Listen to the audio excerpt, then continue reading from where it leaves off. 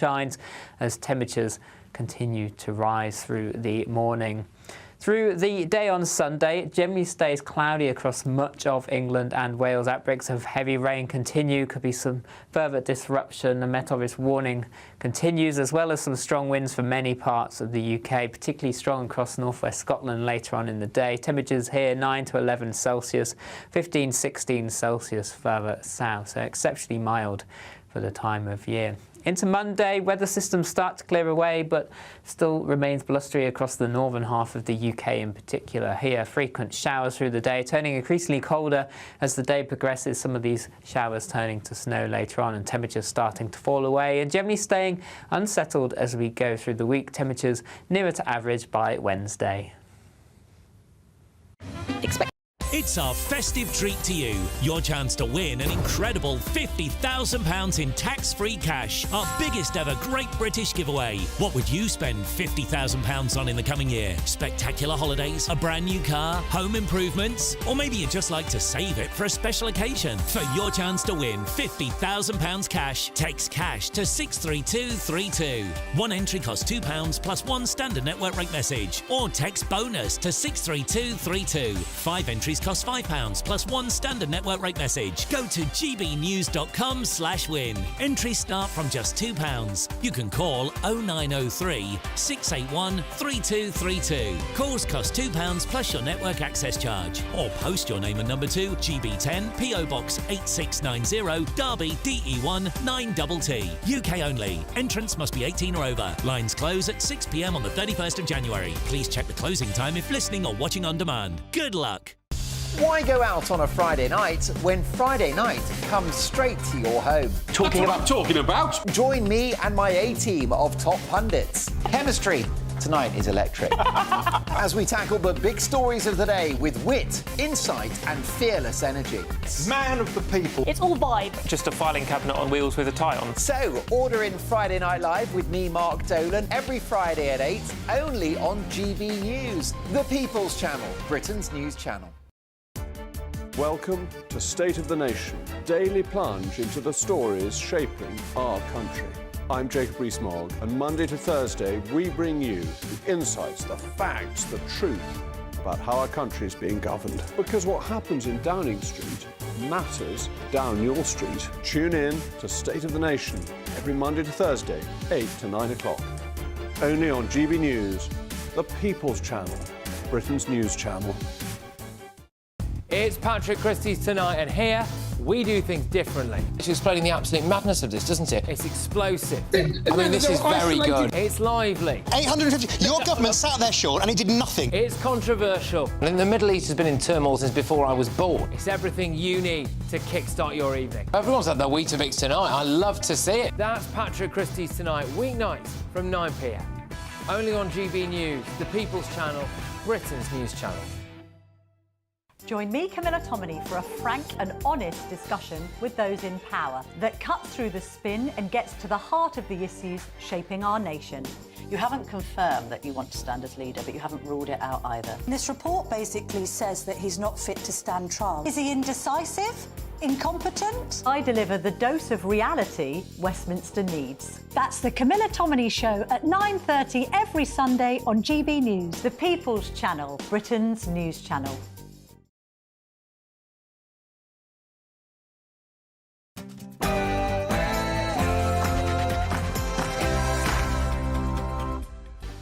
Good evening, it's 9 o'clock on television, on radio and online. In the United Kingdom and across the world, this is Mark Dolan Tonight. This evening, here we go again as a top comedian mocks the Virgin Mary in a vile, highly sexualised poster for her show. Now, I'm all for free speech, but would they target any other religion? I'll be answering that question in just a moment. In the big story, fury as it's revealed foreign farmers are being handed £500 million in aid, whilst British farmers are sheared and fleeced by their own government in a brutal tax raid. I'll be joined by the man who helped break this shocking story. Is Black Friday a scam? And also, is this weekend too soon to put up Christmas decorations? Plus their tips for staying warm as the cold temperatures bite? I'll get all the answers from legendary political double act, the Hamiltons. Also tonight, begging on the streets as a child, attending 17 different schools and suffering an attempted rape by her schizophrenic brother. My Mark Meets guest has gone from grinding poverty and abuse to becoming one of America's leading political commentators. Carrie Sheffield will talk redemption, healing and survival. And this devout Christian will reveal why she thinks Donald Trump is the man to save America. Plus, tonight's top pundit, political commentator Benedict Spence, a brand new star on Mark Dolan tonight, former Conservative MP Anna Firth, and comedian Sajila Kershi. So lots.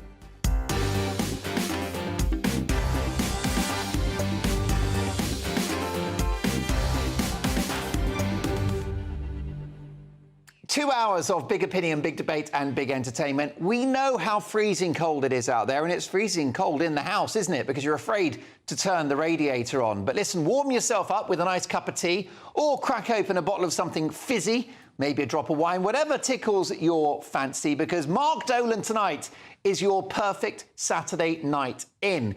And what about that story, folks? This is a comedian who's used a poster of the Virgin Mary expelling milk from her private parts. I'll be dealing with that in the big opinion straight after the news headlines and the very devout Joe Casper.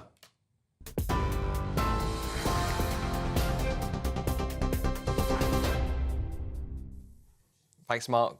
Good evening. It's 9:02. I'm Joe Casper in the GB News newsroom. Storm Bert has claimed a third life after Northamptonshire Police confirmed a man died in a two-car collision this morning. Elsewhere, Hampshire Police said a man in his 60s died after a tree fell on his car on the A34 near Winchester. The force were called earlier this morning, where they found the driver of a black Mercedes dead at the scene. They added that it's so far unclear if the incident is related to Storm Bert, but that the cause is under investigation. We've also been told a 34-year-old man died in a single vehicle collision in Shipley, West Yorkshire this morning. The driver, a 34-year-old man from Bradford, was treated at the scene but pronounced dead a short time later. West Yorkshire Police has also confirmed that it is currently unclear if this is related to the current weather conditions.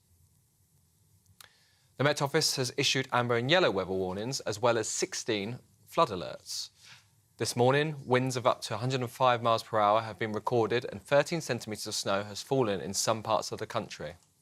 In Wales, 10 people, 5 adults and 5 children, have been rescued from a house after a landslide near Llangollen.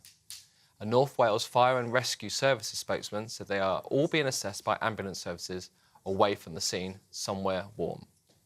Our Northern Ireland reporter Dougie Beattie has been in County Down for us today and urged people to take care. Late last night, about 3 o'clock in the morning, we had snow.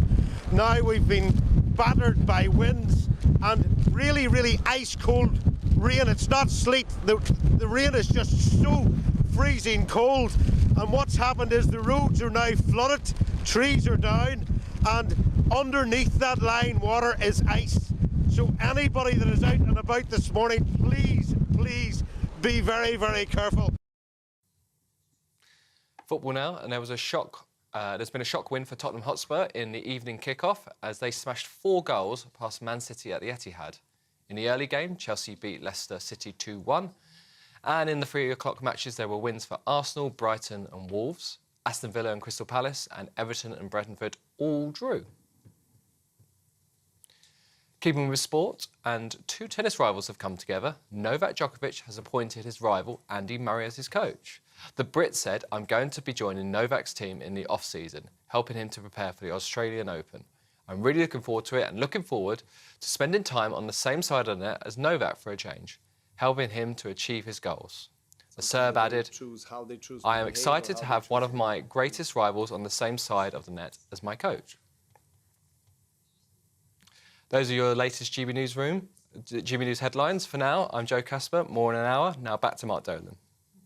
For the very latest GB News direct to your smartphone, sign up to News Alerts by scanning the QR code or go to gbnews.com/alerts.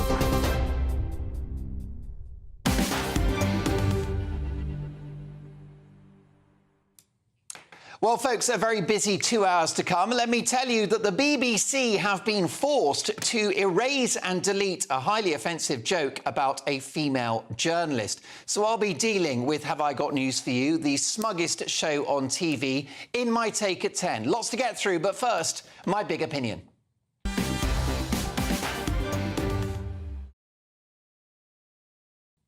Oh dear, this one will have you spitting out your Saturday evening tipple. The Scottish comedian Fern Brady has seen an advert for her new comedy tour banned by the advertising authorities.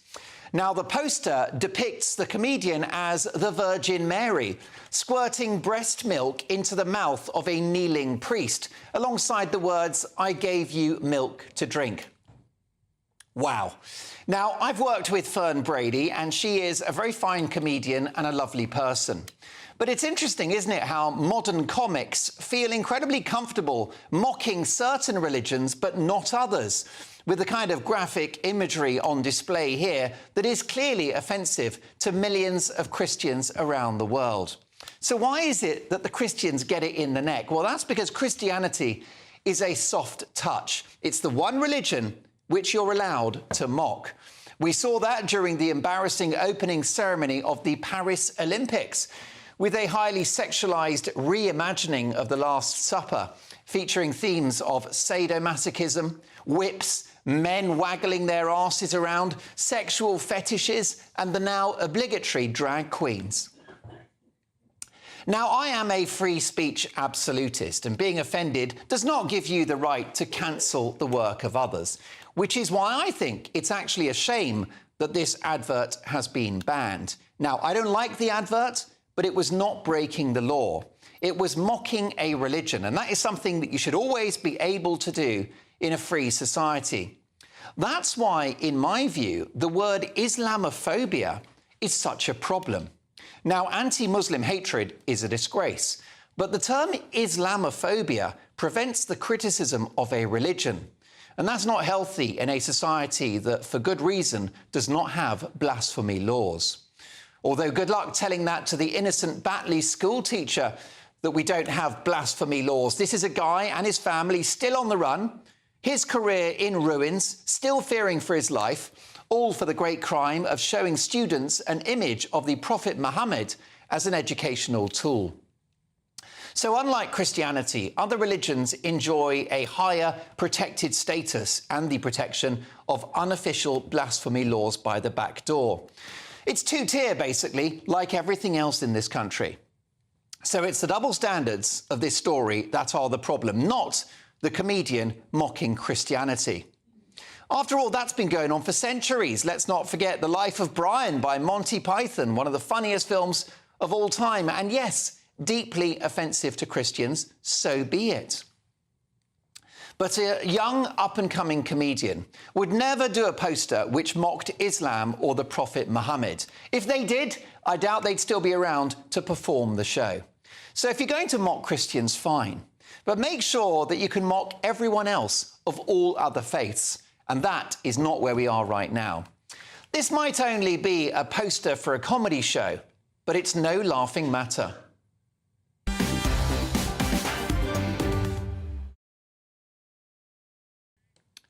Your reaction to this, if you're just joining us, a comedian has a tour and she's on tour at the moment. The poster features an image of her as the Virgin Mary, breast exposed, milk coming out of the breast into the mouth of a kneeling priest. It's pretty offensive stuff. I don't think it should be banned, but I do think it's double standards when other religions escape this kind of mockery. Let me know your thoughts. gbnews.com/your say. But first, tonight's top pundits. Names in my ear, please, James. There you go. We've got Anna Firth, Benedict Spence and Sajila Kershi. Great to see all three of you. And Sajila, you've made it in from a very windy train. It was a very windy train. Don't knock the beans I had earlier. Well, look, I'm glad that you're here. You've made it. And whatever your dietary requirements are. This story screams of double standards, doesn't it? Well, I can see where tonight's going. Let me see now. OK, so Fern Brady, great. And I am so jealous of this publicity that she's got for this show. Does it scream with double standards? I don't think so. Can you mock other religions? Yes, you can. Oh, but then Hannah, no, you can't, because I just remembered that Reggie D. Hunter had a show and couldn't say what he did because it all made this big furore. Do you remember this? And then he got cancelled. Well, isn't it because he bullied the people? Oh, was he bullied? Because there's been lots of stories, and I've been reading really fully about this. The whole crowd to turn against them, they were chanting at them and all that stuff. I don't know. I played that plant, you see, in a show many years ago, and these people were actual people that I played in Brendan Burns' show many, many years ago. So I kind of know exactly how that was played out. And no, they weren't booed out. They were booed out because they did something that they shouldn't have done, like mock the comedian when he's mocking other things. Well, in that case, we can agree that you should be able to mock Jews or Judaism. Absolutely. You should be able to Muslims. You should be able to mock all of them. Right. But I think you're getting at something specifically here, Marky Mark. Can I give you 2 words? Charlie Hebdo. Charlie Hebdo. God, that's going back a bit, isn't it? It's like a bit retro. But I don't think the family of the slain journalists are thinking that was a long time ago. It is still a long time ago. What's more recent? There's more recent things that you could actually put up. Well, no, the reason why we haven't had a Charlie Hebdo since is because no publication would dare to do that again. Well, they have. And that is a blasphemy law by the back door. They have. I don't know if it's about blasphemy law by the back door, but what I do know is that I'm not a fan of any organised religion, so sorry, religious people out there, I just am not a fan of any of them. I think they are the root for evil, so I'm not actually siding with any religion, but I don't also agree with your thing that, there's a 2-tier thing and there's some secret conspiracy, because it's all going around Not that a secret, I'd say it's pretty out there. I mean, Anna Firth, I think there are double standards here. By all means, mock the Christians, but why is it only Christianity that seems to get it in the neck? Well, I think this is a retrograde step on the part of the ASA. I mean, I've looked at that image. When you said vile, sexualised, I thought, my God, what am I going to see? See that image? I'm a Christian. I don't particularly like it. I wouldn't do that myself. But I'm not offended by it. I'm certainly not going to do it now. Be a physical feat. But the key, the question here is, should it actually be banned? Sure. And you may find something offensive. I may find something offensive. We might not think it's appropriate. But that is not the same thing as banning things. And we have gone in the wrong direction. You put you put your finger on it when you talked about Batley. What happened in Batley is absolutely terrible. That teacher is still not able to teach because he put an image up on the screen of Mohammed, a cartoon that they'd used for the previous 2 years without any incident. Now, the issue here is that we shouldn't be becoming more intolerant as a society. We shouldn't be banning more things. We should make sure that the same tolerance is shown to all religions. Well, I agree with you, and I'm against the ban as well, but the story highlights the fact that a comedian feels comfortable mocking Christianity, but not other religions. I don't know whether we can actually say that, because what she's actually... As I say, I don't particularly like it, and I can understand that it's offensive to people of particularly the Roman Catholic religion, but it's a representation of the 17th century painting, the Lactation of St Bernard. It's a pretty accurate representation. You think it's mocking. I don't particularly she is a comedian. take that. What you've done is given her the most amazing gift. Publicity. I'm really jealous. Amazing gift. Definitely. But it's what happened in Batley that counts. We should be standing up for that teacher. Benedict, I understand that you've got a sketch of Prophet Muhammad that you'd like to show us this evening, is that right? You're really doing me dirty this way. It's nice to see you too, by the way, Mark. I mean, first of all, to go back to the Reginald D. Hunter example, very important to recognise he wasn't mocking religion. He was making light of domestic violence. So let's be very clear what the separation there is. I think it's important to recognise when it comes to the mocking of religion in this country, you're right, actually, it's predominantly not, in fact, just Christianity. It's Roman Catholicism in particular that we can mock. But that's, I think, partly due to a comfort that we have about that, and it's because of the richness and the embeddedness of Christianity in our culture. These are references, actually, that many people will understand. That's why they're funny, that's why they appeal to so many people, that's why people, you know, Monty Python or Dave Allen did very well, because everybody got the reference. If you would start making, I don't know, jokes about certain segments of the Talmud or the Hadiths, a lot of people might not actually understand what on earth you were talking about. So I also think in terms of a mass marketing exercise, it plays much better in Western Western countries to make fun of Christianity than it does to make fun of any other religion. So whilst there is a double standard, for marketing purposes, you can absolutely understand why people would go for that double standard. Fascinating debate. Over to you, GB News / your say, gbnews.com / your say. Next up in the big story, fury as it's revealed foreign farmers are being handed £500 million in aid, whilst British farmers are sheared and fleeced by their own government in a brutal tax raid. I'll be joined by the man who helped break this shocking story next.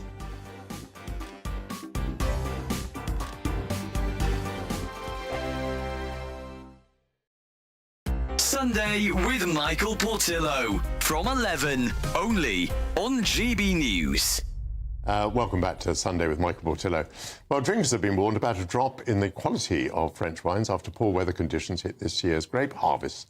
Winemakers across France will make 240 million fewer bottles of wine this year, the country's farming ministry said on Tuesday. So should we think of switching from French to English?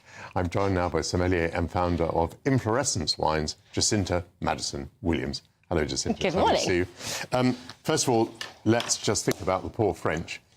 Has this been a fairly universal weather catastrophe for France? It has. Kind of across the board, we're about 22% down on last year's crops, which is quite significant. I think it's like one of the 4 years over the last century that have been this low. So, and it's affected both quality and quantity?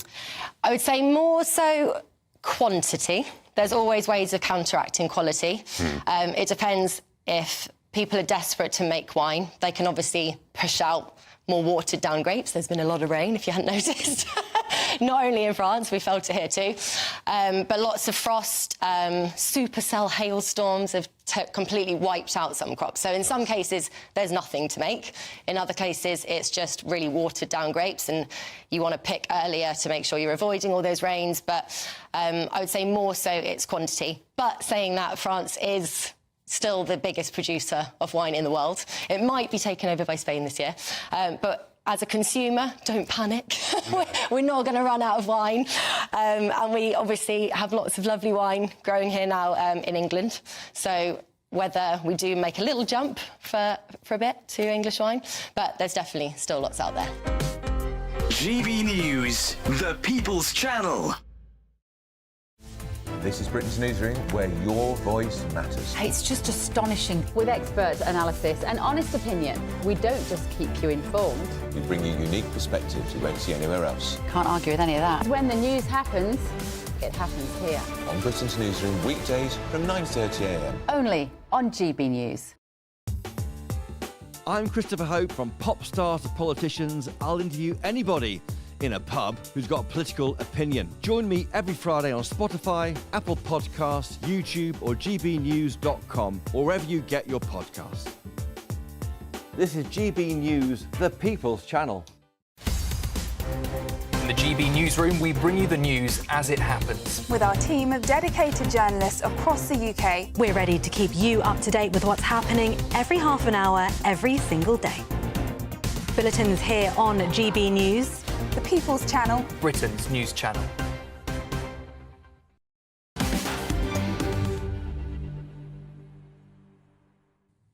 So, a top comedian feels comfortable having a poster for her comedy tour featuring an image of the Virgin Mary lactating into the mouth of a priest on his knees. By any standard, that is offensive to Christians. Well, a big response on the message board, and that is gbnews.com / your say.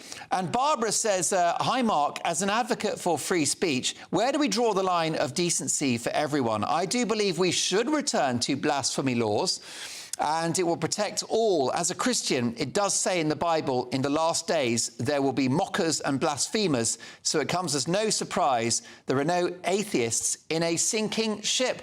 Barbara, thank you so much for that, a really fascinating debate. We'll keep those messages coming, folks, because it's time now for this.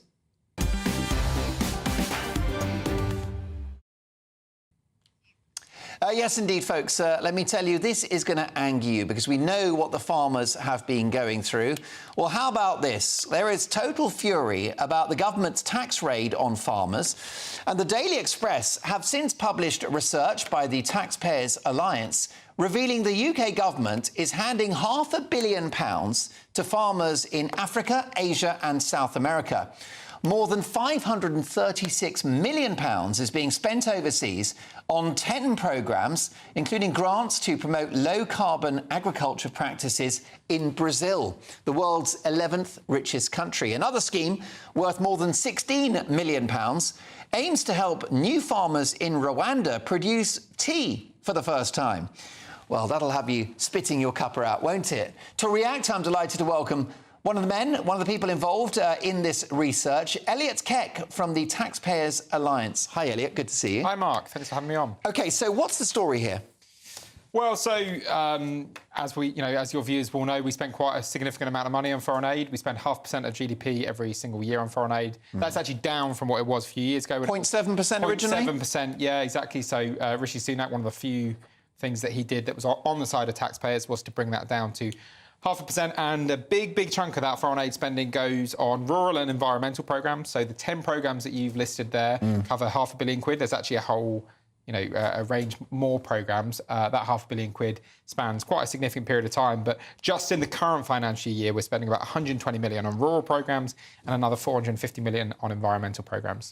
And isn't that important? Don't we need to help farmers abroad transition to kind of a low-carbon business model? So I think the issue is with some of these programmes is if you just read the briefs to them, you read the basic description, it normally sounds fairly worthwhile.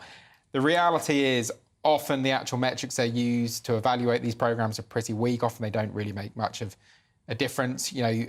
These are large amounts of money to the British public, but actually, if you're trying to solve world hunger, a few £100 million isn't really going to make a difference. I mean, what about the idea that this kind of donation abroad gives us soft diplomatic power? And also, what about the empathy argument? These are poor countries, we're a rich country. Yeah, I just don't buy the soft power argument. So many of these countries have engaged with Russia, engaged with China in recent years, done things directly against our national interest. And listen, we have a situation at the moment where the United Kingdom government, Rachel Reeves and Keir Starmer, are launching a massive tax raid on British farmers because they think that the UK government doesn't have enough money already, and so it needs a little bit more from farmers.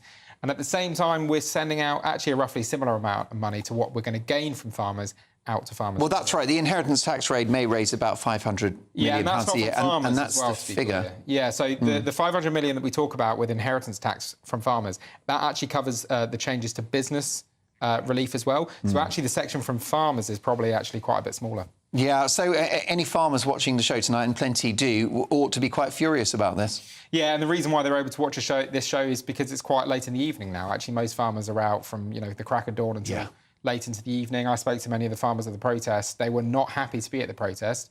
They didn't see it as sort of a jolly like a lot of the Saturday protesters do on Whitehall protesting the Palestine-Israel issue. They were there often losing out, significant amounts of income from the day. Yeah.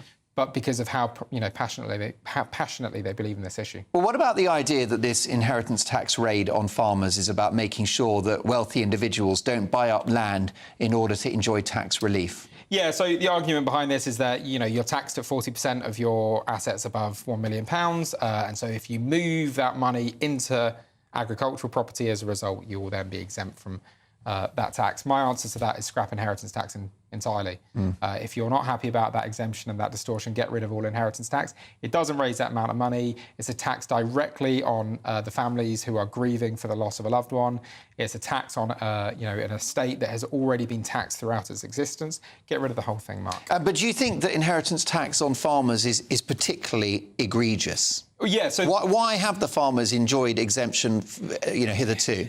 Yeah, so I think our government and bureaucrats have generally recognised that farmers are in a unique situation, right? In the sense that most farmers sit on what looks like a relatively significant amount of wealth, but wealth that they never actually realise. So their actual day-to-day income, the actual monthly income that they get, is quite small. Yes, they may have a combine harvester that is worth £250,000, but what good is £250,000 to you if it's all in a combine harvester? So there is a recognition that when a farmer passes their farm on to the next generation, although they're passing on a huge amount of wealth, the actual amount of money that the next generation is getting in their bank account is actually quite small. OK, so if you weren't going to have this inheritance tax raid on farmers, where would you raise the $500 million for nurses, for school teachers and for police? Well, I think we have to remember that it's the whole of the public sector that is getting a pay rise. So, yeah, we talk about nurses, we talk about teachers, we talk about police, but it's also every single civil servant, every single pen pusher, every single diversity member, EDI role, every single communications role. And frankly, the simple reality with the public sector is they get access to pension, perks and pay that we don't get in the private sector.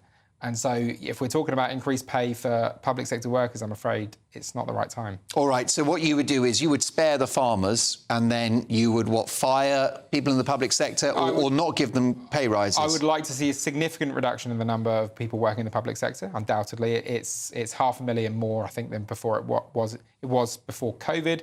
At the same time, public services are not really working very well, so it shows that they're not sufficiently productive. And I'd also like to see fundamental reform to public sector pensions so they're more affordable for taxpayers. Oh, my goodness. Elliot for Prime Minister. Fascinating stuff. Thank you so much for joining us. My viewers and listeners will be really shocked about that statistic. What about that? A tax raid on farmers that will cost £500 million a year to family farms, all the rest of it. Meanwhile, the same amount is leaving our shores for environmental projects abroad. You couldn't make it up, could you? My thanks to Elliot Keck from the Taxpayers Alliance. Do join us again soon. Next up, is Black Friday a scam? Also, is this weekend too soon to put up Christmas decorations? Plus, their tips for staying warm as the cold temperatures bite. I'll get all the answers from legendary political double act, the Hamiltons, next. Hello there, welcome to your latest GB News weather from the Met Office. It stays unsettled through into Sunday. Storm Bert continuing to give outbreaks of heavy rain across the country, strong winds as well. And we can see that on the pressure pattern. Bert sat to the west of the UK, bringing in strong winds, outbreaks of heavy rain right through the rest of the weekend. And we can see the rain across much of the UK through this evening and into the early hours. The bright colours indicating some heavy bursts of rain in there. So there could be some local disruption combined with snowmelt across northern England, parts of Scotland as well, as temperatures continue to rise. Double figures overnight across England and Wales, well above where they should be for the time of year, in a huge contrast to what we saw over recent days. Taking a look at Sunday morning, outbreaks of heavy rain across much of England to start the day. Some localised disruption possible is worth checking before travelling. Something a little brighter for Northern Ireland, parts of Scotland to start the day. Still breezy here and particularly windy across parts of the Highlands and Islands with showery outbreaks of rain here too. Snow continuing to melt where the sun shines as temperatures continue to rise through the morning.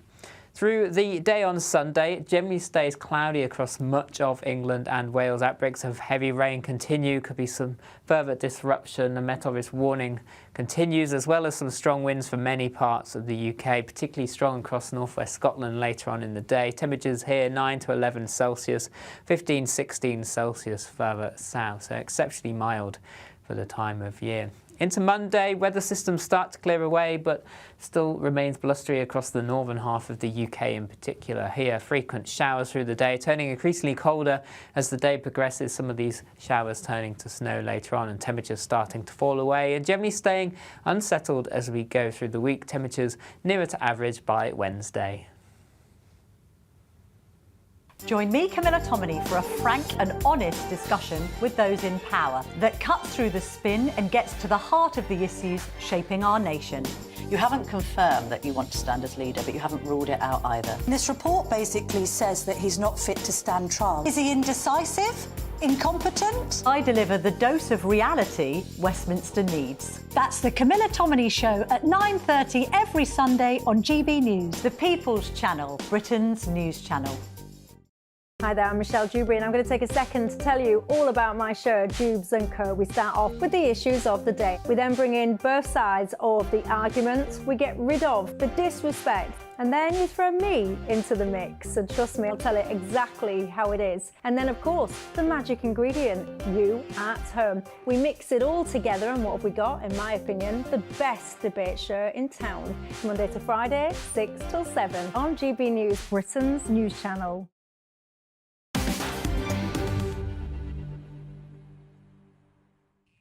Just as farmers are facing an inheritance tax raid of £500 million a year, that exact amount of money is leaving the country and going off to environmental projects for farmers abroad. Well, your reaction, gbnews.com/your say. The message board, I've got to say, is heating up.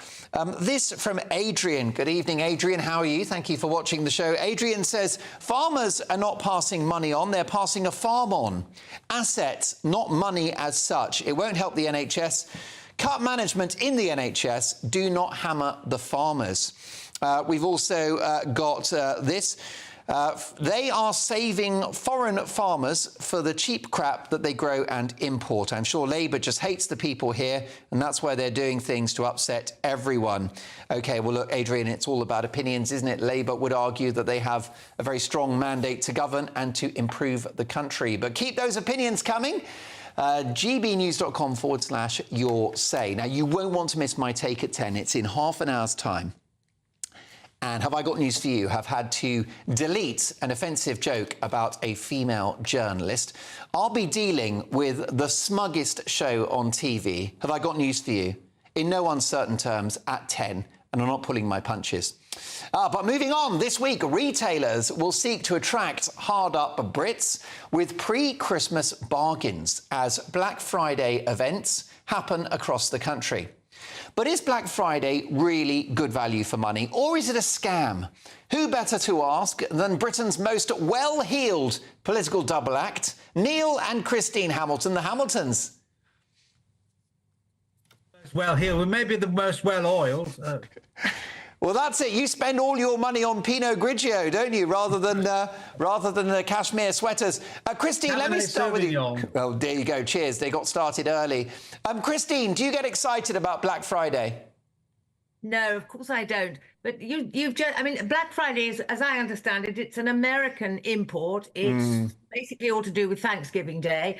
And I remember when it started over in America and we thought, well, fine, they can get on with that. It's not very British.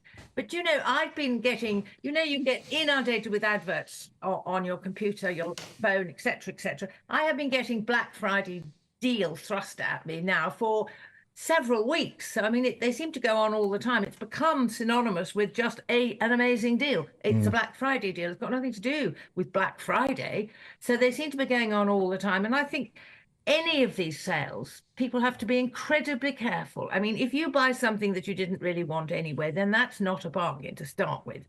But you need to just have a care that retailers are going to be doing every trick in the book to try and get you to, if you're doing it online, to press that button. And it's too late, you know, you can't always send these things back. And this is the other problem with a lot of stuff. I can't remember what the name of the company is, but you'll know. Everybody has ordered something on this, whatever they're called. Is it Temu or something like that? Oh yes, Temu. Yes, it's a Chinese retailer. Yes. It's like a very cheap version of Amazon. Exactly, and I won't order on there anymore because a couple of times I've ordered something, it hasn't been right for whatever reason, and try sending it back. You might as well try and fly to the moon. It's just not worth it. So I think you have to be very, very careful of deals on similar scams. They're not scams, but similar firms like that, should we say, are available. So I think people have to be very careful, and I'm perfectly certain that some retailers will be, you know, tricking customers in one way or another. It isn't all as obvious as it looks. It really isn't. OK, now I'm sure that Temu would argue that they've got many happy customers and that they're happy to accept returns. But I'm sorry that you've had a difficult situation there, Christine. I should also say that other brands are available. Neil, do you like a bargain? I certainly do. That's how I first got hold of Christine. What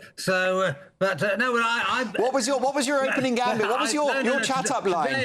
Today How I've much? taken advantage of Black Friday. I've ordered an oyster shucking knife, something which I've wanted for many years and never got around to buying. That's an essential. How could we possibly have survived with that one? And I've saved 50%.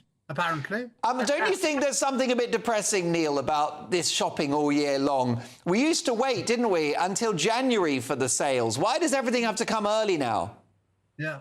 Well, I do my best to stop Christine buying things all year round. Well, indeed. Listen, she's worth every penny. Christine. Thank you. You're right. As I said earlier, this is an American import, and do we need it here? It's just... The whole point of sales is to try and encourage people to part with their money, a lot of it that they wouldn't otherwise part with. Now, yes, OK, people want a washing machine or something, so they wait for the sales, etc. So there are sort of genuine bargains like that. But an awful lot of sale purchases are their impulse, really. And you wouldn't have bought it if it hadn't been in the sale. Well, if we don't spend our money now, Rachel Reeves will take it from us anyway. So I think spend. Take it while it's there. Christine, don't you think there's something a little, I don't know, un-Christian about the idea of all of this consumption before Christmas? The point is that you wait till January for the sales. Why have we got to have all this pleasure now?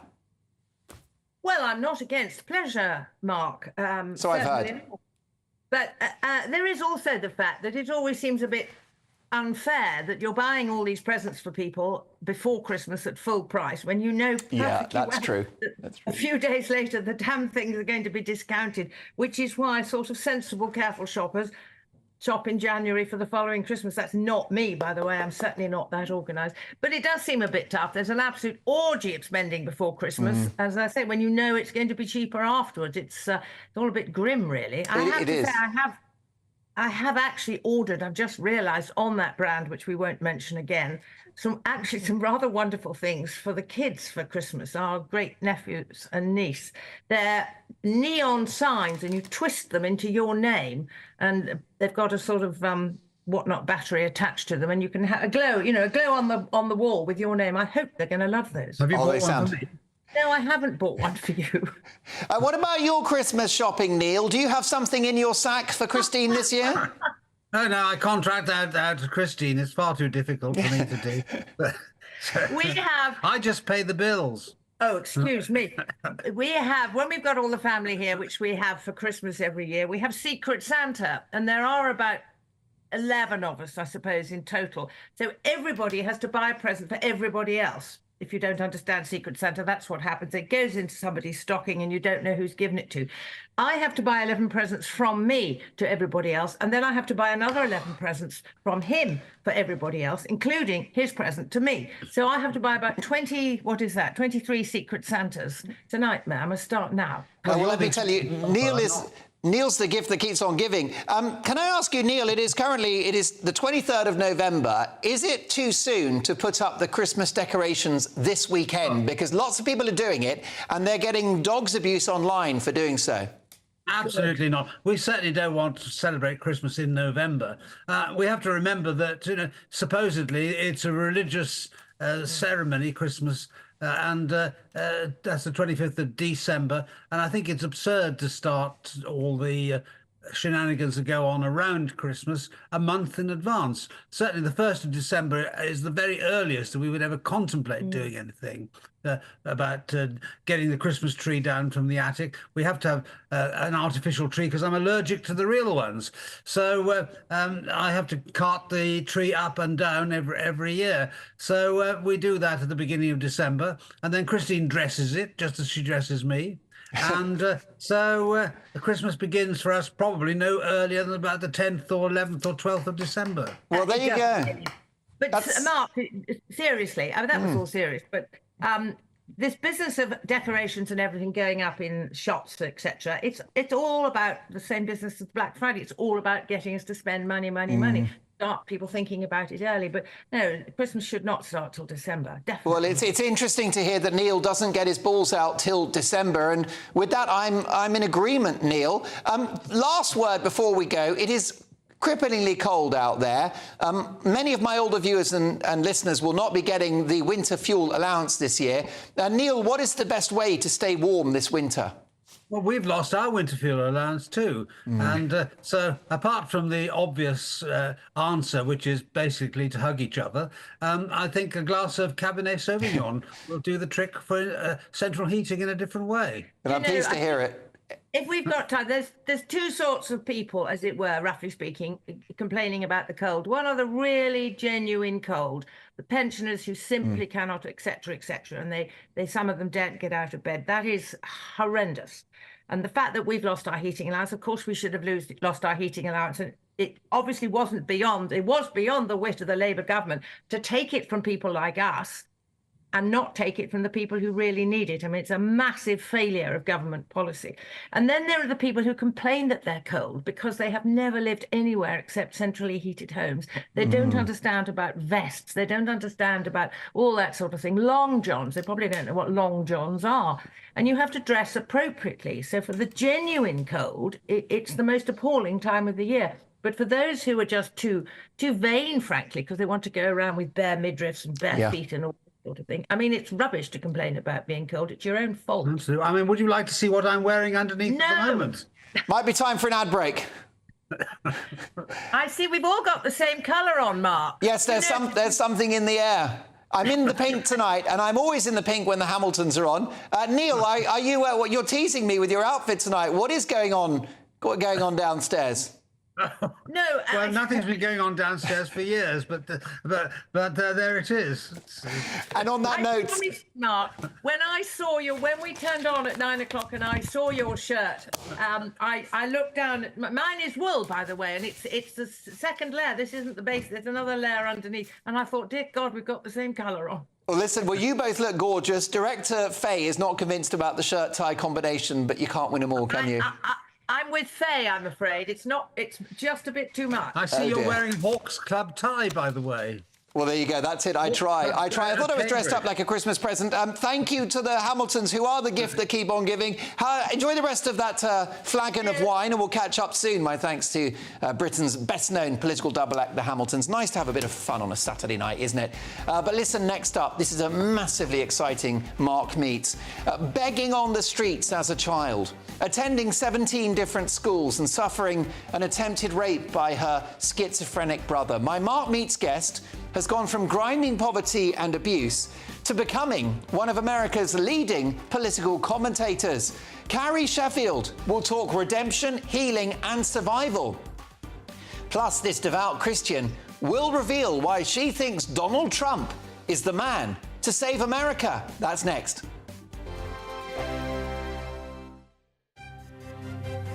GB News Breakfast, every day from 6 a.m. But it turns out there's a growing number of grandparents who are now taking up the hobby. And not all of them are male. 7 million gamers are aged over 50, 7 million of them. And we're going to introduce you to one this morning. Her name's Kath Bowie. She's 76 years of age, and Kath has become a worldwide star of the game Fortnite. Good to see you, Kath.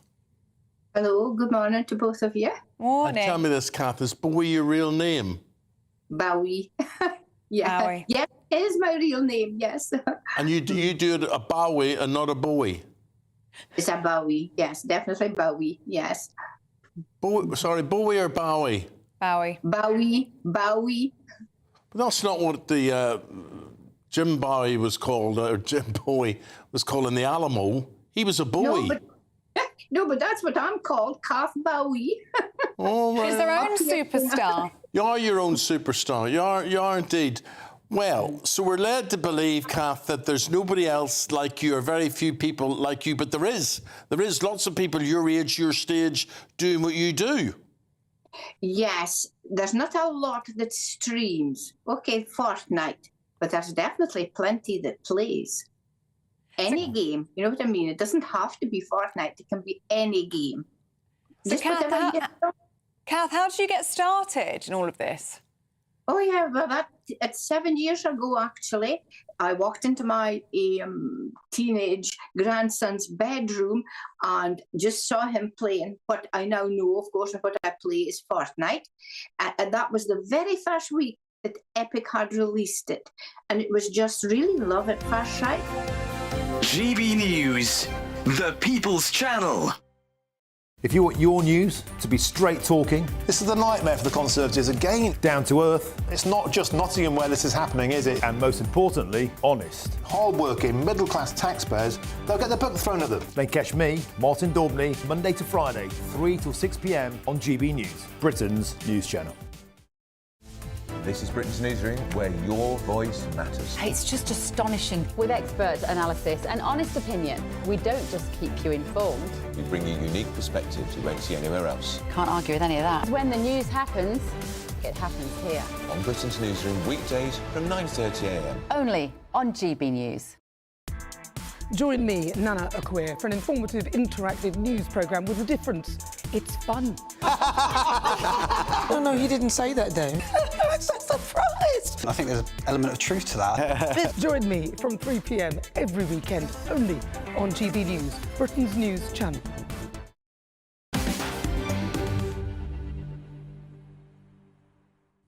Oh dear, have I got news for you, have been forced to delete an embarrassing tweet about a senior female journalist. I'll be dealing with the smuggest show on TV in a special take at 10. That's in 15 minutes' time, but first, Mark Meets.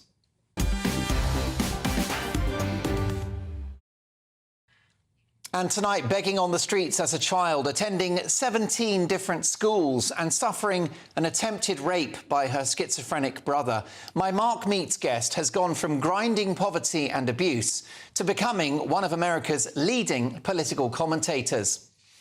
In her powerful and moving new book, Motorhome Prophecies, A Journey of Healing and Forgiveness, the remarkable Carrie Sheffield writes about her terrible suffering and her incredible recovery. And Carrie Sheffield joins me now. Mark, thank you so much. A privilege to have you on the show. Listen, where do we start with your amazing story? What is your earliest childhood memory? Thank you, Mark, for having me and for allowing me to share the story, which is really the story of God's redemption. That's why I wrote the book, to share that story of hope, especially this time of year at the holidays. Yeah. One of the earliest childhood memories that I have was the childhood custody services coming to take my siblings and I away, or at least to do an interview with my parents and the children. At the time, we had 6 children. And we were living, my cousin had visited earlier, and she described it to me as an adult as what seemed like a dungeon from her perspective as a teenager. I was around 4 years old. And the custody services were worried about us, that we weren't being fed enough and that we were being physically abused. And I was brainwashed by my dad to tell them that everything was great and that he was fantastic and there was nothing to see here. And then shortly after that, we escaped and went thousands of miles away to another state. Did the authorities do enough to protect you and your siblings? I don't think so. I think, well, in that state in particular where we had been interviewed, that was in Massachusetts. We still don't know who had reported us, but we went to Utah where the authorities were not informed. I think to some extent also my dad was shaken a little bit, and so he accepted some help from his family at that point. But it wasn't to last, and we were within a couple years back in living in the motorhome and being mistreated. And there was just a lot of, the book's called Motorhome Prophecies because with my 7 biological siblings, and our mother, all 10 of us, our father made us live in a motorhome, and we were traveling the country, crisscrossing. My father claimed that he was a Mormon prophet that was going to become president someday. And in order to do that, we would travel all over, passing out brochures on the streets and trying to convert people to be Mormon. And did you live in relative poverty as well? Were your parents penniless? It was quite inconsistent, I would say, over time. Earlier, when I was much younger, that was when we were the poorest. We lived in sheds and tents. My mother gave birth to my brother just ahead of me when the family was living in a tent, so we were homeless. And I remember living in tents and sheds when I took my ACT exam, which is the exam to go to college in the US, when I was 17 years old. We were living in a shed in the Ozarks with no running water and no heat. But the thing is, sometimes eventually as I got older, my dad accepted some money, some inheritance money from his late father, but it's like giving money to the Iranian regime. It wasn't used to take care of us. It was used to finance his political ambitions, which included buying billboards and advertising spaces in national newspapers. So he'd spend $60,000 to put one of his essays in like USA Today or Washington Post while we were not being fed. So it was really discouraging. And in the end, 3 of my siblings have attempted suicide. 2 of my brothers have developed schizophrenia, and it's been a real journey. And in the book, I talk about my journey with mental illness. And I think globally, we are experiencing a crisis of mental health. And that's another reason why I shared my story, because I want to take that stigma away, that we can talk about mental health. Indeed. In the book, you talk about suffering an attempted assault by your own brother. Do you recall much of that devastating incident? I do. I mean, I describe it in the book. I was 17 years old, and he groped me and said he wanted to rape me and ran after me, and I was able to fend him off and shield myself in my bedroom and barricade myself. And then my brothers pulled him off, and then shortly after, he attempted suicide by throwing himself in front of a bus and was taken into a psych unit. And unfortunately, that was kind of the norm as he developed schizophrenia, that he'd be in and out of psych units. And in the DSM-5, I don't know if it's the same for the US in the UK, but to diagnose someone, it's called the DSM-5 Manual of Mental Illnesses. And my family has most, if not all, of many of these diagnoses. And I did not blame him because I knew that he was ill, but I believe my father contributed significantly to him developing the schizophrenia, or it being expressed, I should say, because with epigenetics, if someone is, just as an example, genetically predisposed to be an alcoholic, if they manage that, it doesn't need to be expressed. And my 2 brothers who developed schizophrenia, they were healthy boys, they were healthy children. And I believe that, at this point I have hundreds of Mormon cousins. I like to joke I have a big fat Mormon family, and we're the only 2 schizophrenics are in my family. And so it leads to a lot of questions in terms of the abuse. But I try to be as fair and honest to my father as possible to talk about his own suffering as a child. He was raped by a Mormon babysitter from his congregation. And that, he said, as an adult, led him to feel suicidal himself.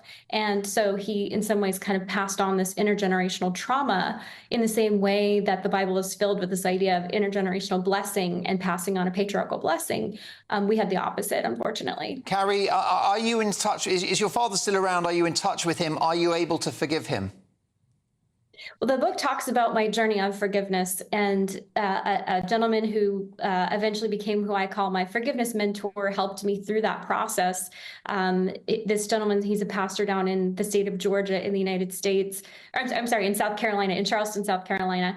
And his wife was murdered in a church shooting by a white supremacist. He's Black. And he was one of the people who forgave this evil murderer in the first bond hearing against this murderer. And it was this forgiveness heard around the world because there was no race wars, no race rioting in the aftermath of not only him, but other family members forgiving. And so he became my forgiveness mentor. He wrote an incredible book on forgiveness. And so I knew that if, for example, he could forgive this evil murderer, I could forgive my father. And as a Christian, I am commanded to forgive. But it's a journey. And my father's 86 and has Alzheimer's. And I love him and I forgive him. But I do think it's important to have stories be told that we have justice. Definitely. Well, I'm going to give details of the book. It's quite incredible. It left you as a very damaged adult, but then through your faith, you completely rebuilt your life. You're now one of the country's leading political commentators, and you've been celebrating since November the 5th. Briefly, if you can, Carrie, why is Donald Trump the man to save America? Yes, Mark, thanks. No, it's quite an exciting environment here. I live in the Washington, D.C. area, and I do believe that he is the man to save America because My goodness. And we've talked about this before, Mark. In many ways, he's a modern day American Churchill. He's had tremendous onslaught against him. His own party hated him. And he was the man for the hour to save Western civilization. Well, there you go. Listen, let me tell you, Motorhome Prophecies, A Journey of Healing and Forgiveness by Carrie Sheffield is out now. Remarkable lady. Next up, I'll be dealing with Have I Got News for You. This is the weather first. A nice bright morning will generate a lovely warm day, right through to the evening. Boxed Solar, sponsors of weather on GB News. Hello there, welcome to your latest GB News weather from the Met Office. It stays unsettled through into Sunday. Storm Bert continuing to give outbreaks of heavy rain across the country, strong winds as well. And we can see that on the pressure pattern. Bert sat to the west of the UK, bringing in strong winds, outbreaks of heavy rain right through the rest of the weekend. And we can see the rain across much of the UK through this evening and into the early hours. The bright colours indicating some heavy bursts of rain in there. So there could be some local disruption combined with snow melt across northern England, parts of Scotland as well, as temperatures continue to rise. Double figures overnight across England and Wales, well above where they should be for the time of year, in a huge contrast to what we saw over recent days. Taking a look at Sunday morning, outbreaks of heavy rain across much of England to start the day. Some localised disruption possible is worth checking before travelling. Something a little brighter for Northern Ireland, parts of Scotland to start the day. Still breezy here, and particularly windy across parts of the Highlands and Islands, with showery outbreaks of rain here too. Snow continuing to melt where the sun shines as temperatures continue to rise through the morning. Through the day on Sunday, it generally stays cloudy across much of England and Wales. Outbreaks of heavy rain continue. Could be some further disruption. The Met Office warning continues, as well as some strong winds for many parts of the UK, particularly strong across northwest Scotland later on in the day. Temperatures here 9 to 11 Celsius, 15, 16 Celsius further south, so exceptionally mild for the time of year. Into Monday, weather systems start to clear away, but still remains blustery across the northern half of the UK in particular. Here, frequent showers through the day, turning increasingly colder as the day progresses. Some of these showers turning to snow later on, and temperatures starting to fall away, and generally staying unsettled as we go through the week. Temperatures nearer to average by Wednesday. We can expect clear skies, leading to a light and warm day ahead. Lovely. Boxed Solar, sponsors of weather on GB News. Imagine getting a call to tell you that you've won £50,000 in tax-free cash, our biggest cash prize of the year. Oh my God. That's a big surprise. Oh my God. This is amazing. I'm in shock. That is absolutely fantastic. Thank you. For your chance to win £50,000 cash, text cash to 63232. One entry costs £2 plus one standard network rate message, or text bonus to 63232. 5 entries cost £5 plus one standard network rate message. Go to gbnews.com/win. Entries start from just £2. You can call 0903 681 3232. Calls cost £2 plus your network access charge. Or post your name and number to GB10 PO Box 8690 Derby DE1 9TT. UK only. Entrance must be 18 or over. Lines close at 6 p.m. on the 31st of January. Please check the closing time if listening or watching on demand. Good luck. It's Patrick Christie's Tonight, and here we do things differently. It's explaining the absolute madness of this, doesn't it? It's explosive. I mean, this is very good. It's lively. 850. Your government sat there, Sean, and it did nothing. It's controversial. And the Middle East has been in turmoil since before I was born. It's everything you need to kickstart your evening. Everyone's had their Weetabix tonight. I love to see it. That's Patrick Christie's Tonight, weeknights from 9 p.m. Only on GB News, the People's Channel, Britain's news channel. Good Afternoon Britain isn't just about us. The wonderful thing about this programme is it's about everyone watching. It's an interactive programme. Well, there absolutely is something to see here, and we're going to be talking about it more. Whether it's breaking royal news, Will, please bring us up to date. or indeed a particularly punchy speech in the House of Commons, Very, very curious. we bring it to you live, and then we bring you live reaction as well. That's Good Afternoon Britain, weekdays from midday. Only on GB News, the People's Channel, Britain's news channel. Hi there, I'm Michelle Dewberry and I'm going to take a second to tell you all about my show, Dubes & Co. We start off with the issues of the day. We then bring in both sides of the argument. We get rid of the disrespect. And then you throw me into the mix. And trust me, I'll tell it exactly how it is. And then, of course, the magic ingredient, you at home. We mix it all together and what have we got, in my opinion, the best debate show in town. Monday to Friday, 6 till 7 on GB News, Britain's news channel. Welcome to State of the Nation, daily plunge into the stories shaping our country. I'm Jacob Rees-Mogg, and Monday to Thursday we bring you the insights, the facts, the truth about how our country is being governed. Because what happens in Downing Street matters down your street. Tune in to State of the Nation every Monday to Thursday, 8 to 9 o'clock. Only on GB News, the People's Channel, Britain's news channel.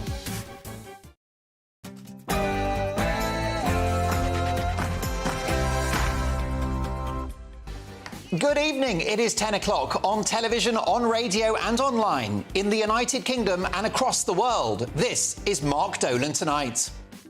In my take at 10, huge embarrassment for the BBC as Have I Got News for You are forced to delete an offensive joke about a leading female journalist.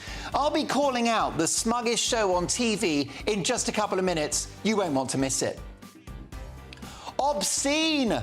Anger grows after the cost of the King's coronation is revealed. Is Charles worth the money? I'll be asking our top royal insider. Plus, tomorrow's newspaper front pages with full pundit reaction this evening. Political commentator Benedict Spence, a brand new star on Mark Dolan Tonight, former Tory MP Anna Firth, and a very old friend of mine, the brilliant comedian Sajila Kershi.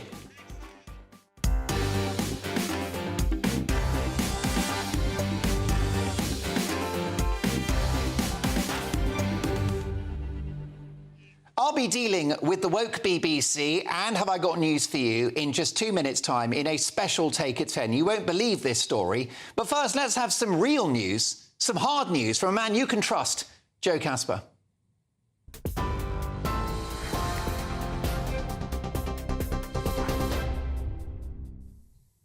Good evening, it's a minute past 10. I'm Joe Casper in the GB newsroom. Storm Bert has claimed 3 lives today as it causes havoc across the country. Northamptonshire police confirmed a man died in a 2-car collision this morning. Elsewhere, Hampshire police said a man in his 60s died after a tree fell on his car on the A34 near Winchester. We've also been told a 34-year-old man died in a single vehicle collision in Shipley, West Yorkshire this morning. The driver, a 34-year-old man from Bradford, was treated at the scene but pronounced dead a short time later. The Met Office has issued amber and yellow weather warnings, as well as 16 flood alerts. This morning, winds of up to 105 miles per hour were recorded and 13 centimetres of snow fell in parts of the country. In North Wales, 10 people, 5 adults and 5 children, were rescued from a house after a landslide near Llangollen. And in County Down, our Northern Ireland reporter, Dougie Beattie, has been urging people to take care. Late last night, about 3 o'clock in the morning, we had snow. Now we've been battered by winds and really, really ice-cold rain. It's not sleet. The rain is just so freezing cold. And what's happened is the roads are now flooded, trees are down, and underneath that line, water is ice. So anybody that is out and about this morning, please, please be very, very careful. A man in his 30s has been arrested on suspicion of murder after one man died and another was critically injured during a shooting in Birmingham. Police were called to Edgbaston at around 11 o'clock last night. One man in his 20s was found in a car but was pronounced dead at the scene. Another man in his 30s was found injured at a bus stop and was taken to hospital. A controlled explosion has been carried out near Euston Station in London after a suspicious package was found. The Metropolitan Police said cordons have now been lifted. It comes after the closure of Gatwick's South Terminal and a controlled explosion at the US Embassy yesterday. Football now, and there has been a shock win in the Premier League for Tottenham Hotspur in the evening kick-off. They smashed 4 goals plus Manchester City at the Etihad. It is the champions' 5th loss in a row. In the early game, Chelsea beat Leicester City 2-1, and in the 3 o'clock matches, there were wins for Arsenal, Brighton and Wolves. Aston Villa and Crystal Palace and Everton and Brentford all drew. Keeping with sport, and two tennis rivals have come together. Novak Djokovic has appointed his rival Andy Murray as his coach. The Brit said, "I'm going to be joining Novak's team in the off-season, helping him to prepare for the Australian Open." The Serb added, "I'm excited to have one of my greatest rivals on the same side of the net as my coach." Those are your latest GB News headlines. For now, I'm Joe Casper. More in an hour. For the very latest GB News direct to your smartphone, sign up to News Alerts by scanning the QR code or go to gbnews.com/alerts.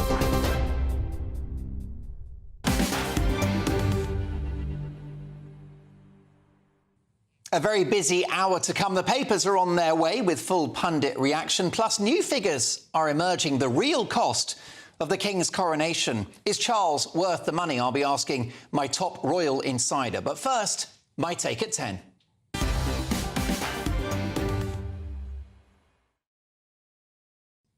Well, this will make you laugh. The holier-than-thou BBC comedy show Have I Got News For You have had to delete an ill-judged joke about the Daily Telegraph journalist Alison Pearson, who was visited by police and faced possible arrest for a social media post that she sent a year ago. Now, those numpties at Essex Police, who suddenly realised that they ought to spend their resources tackling burglaries, car crime, muggings and sexual assault, have dropped the case altogether. But the BBC won't let it go. Here is the since-deleted Have I Got News For You gag. On social media, they posted, "Essex Police drops Alison Pearson investigation on the grounds that," and I quote, "we were honestly just sick of talking to her." Sick of talking to her. Bloody women, eh?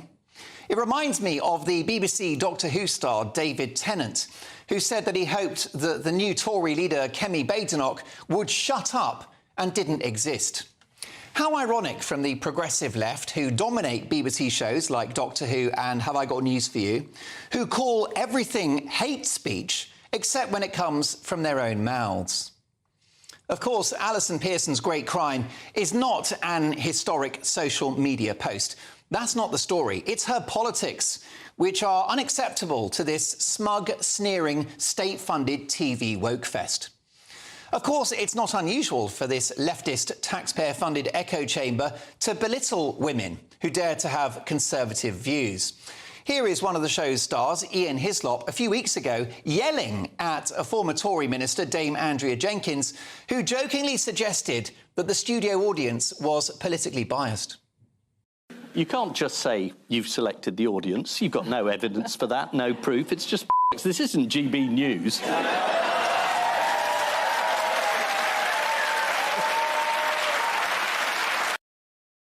Fantastic. Swearing at a woman and then the obligatory reference to GB News. After all, they're obsessed with us. Well, keep it coming and thank you for the advert. Has it come to this? That satirists, who are there to poke fun at the establishment and to challenge authoritarianism, should side with knuckle-headed cops abusing their power against a journalist. This, after all, is the same journalist in Alison Pearson who has used her platform to call out the madness of trans ideology, which has seen the mutilation of children, as well as biological men participating in female sport and entering their changing rooms. Pearson is the same journalist who has challenged the worst excesses of net zero, criticism of which would see you hung, drawn and quartered at the BBC. Alison Pearson is the same heroic journalist who called out the madness, in my view, of lockdowns and other damaging COVID measures, which have left the country in the total mess it is now currently in. But the BBC's flagship comedy show has offered only one set of views on all of those issues, the views of the North London liberal progressive elite, who find the possible arrest of a respected journalist absolutely hilarious.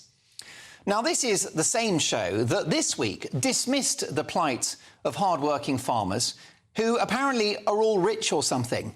Here is government representative, edgy satirist Ian Hislop explaining. What is it that Labour are actually proposing, though? Well, the focus of the protest is inheritance tax. Farmers didn't pay it at all, and now they're going to pay half of what everyone else pays. Charming. Well, let me tell you, this week a female farmer told the Independent newspaper more farmers may commit suicide after the inheritance tax changes announced in the budget. But the worries and concerns of 14,000 ordinary farmers who made their feelings known in central London this week didn't seem to concern Mr Hislop, who went into bat for Rachel Reeves and the government. I'll be honest, Have I Got News for You has become Have I Got Views for You, as long as those views are left-wing.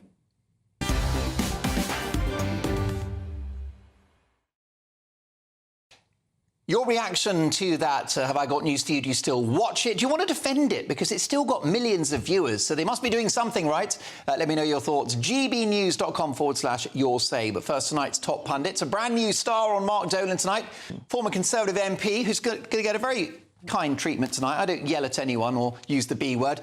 We've got former Tory MP Anna Firth. We also have the brilliant comedian Sajila Kershi and fearless political commentator, the one and the only Benedict Spence, and so many issues to get through. And I do want to know whether you are fans of the show at home, and if you do watch Have I Got News for You, and whether you still think it's a chuckle fest. But, Benedict, let me start with you. First of all, the Beeb deleting this tweet, is that an admission of guilt? I think it's an admission that it was just a really, really dreadful attempt at a joke. And frankly, I think that most people who watch used to watch Have I Got News for You wish that they'd do the same thing with the whole show. I know that you're saying it still has a huge audience. I don't know where they're getting this figure from. Presumably they must be Russian bots, because this is just, it's dreadful. I'm sorry. It used to be a really, really incisive show. It sort of peaked at that moment after Angus Dayton left and Boris Johnson had his sort of, series of shows of hosting it, and that was all very funny. And then it just sort of went downhill. The internet came along, Twitter came along, people started making jokes themselves in real time, and the show started picking up things that it saw on Facebook or Instagram and recycling those jokes, and now it's just tired. It really is. It's an echo chamber, and I think it's high time it was put out of its misery. It's just not very insightful. They've not changed up the lineup, and even they, they have guests on the show who are just not particularly funny guests either. And I hate to say that that's partly because they have rather a lot of politicos on who, frankly, I think rather take themselves a little bit too seriously. One thing you could say about Boris Johnson is, although he took his personal ambitions very seriously, he was very good at convincing us that he wasn't taking it very seriously. Do you think that Have I Got News for You has a left-wing political slant, Anna? Oh, absolutely. I mean, I don't even bother watching it. It's completely boring these days. I do agree Boris gave it a huge oomph, and, maybe he should come back to I've Got News for You, give them an oomph as well. But that tweet that they put out, I mean, how crass. How crass. It wasn't even funny, but actually it's a really serious issue. Essex Police got their priorities completely wrong, pursuing Alison Pearson like that. I mean, I tweeted about it, completely the wrong priorities. I don't actually think it's a laughing matter. Thank goodness it's been completely dropped. Unfortunately, I don't think that looks good for them at all. How many other people that don't have a platform, who don't have Alison Pearson's platform, actually don't get things dropped and are living in fear and worry? Some of them are in prison. Exactly. and paedophiles have made way for their accommodation. Exactly. And understand that Alison, who's a good friend of the show, has revealed in the last 24 hours that in this period she's had suicidal thoughts. So this is a human being at the heart of this story. And a human being who, as I understand it, has had no apology, no explanation. Why was this upgraded from a non-crime hate incident, which the police shouldn't even be dealing with at all in my book? If it's not a crime, why are the police involved? Upgraded to inciting racial hatred, very serious matter, and then dropped altogether, and she hasn't even had an apology or an explanation. Yesterday she tweeted 14 questions that are reasonable questions that she would like answered, and I don't believe she's had any contact or communication at all. Indeed, I shared that post, which is on my Twitter, at Mr Mark Dolan, if you want to have a look at the many unanswered questions in relation to the treatment of Alison Pearson. There is a flip side to this Sajila, which is that millions of people do watch Have I Got News for You. It's been on telly for decades, and it wouldn't still be on if it wasn't popular with its viewers. Yeah, it's interesting because I don't really watch it. And I used to watch it when it's always, like, mocked the news. And whoever's in power. Yeah, and whoever's in power. And that included the, at one time, who headed it was Angus Deaton. Angus Deaton made the news that week, and he was, do you remember this episode? It was completely destroyed, and he allowed it. And there was something, like, lovely about that is actually no one is off limits, and that's the way it should be. There's, like, a couple of things to unpick here. So, Alison Pearson, should she have been arrested by the police? No, I don't think she should have been arrested by the police. But was she wrong in what she did? And of course, she wasn't arrested, by the way. Oh, okay. So, all right. So she was asked to go in for a the police were talking to her. interview. Sorry, in questioning her. But was she right in what she did? I mean, she's a journalist, and the reason why they probably mocked her, and I don't think there's anything wrong with that tweet. I kind of disagree with my learned colleagues here. I think it was like, that's a satirical programme. That's what you write. Comedians say stuff, all the time.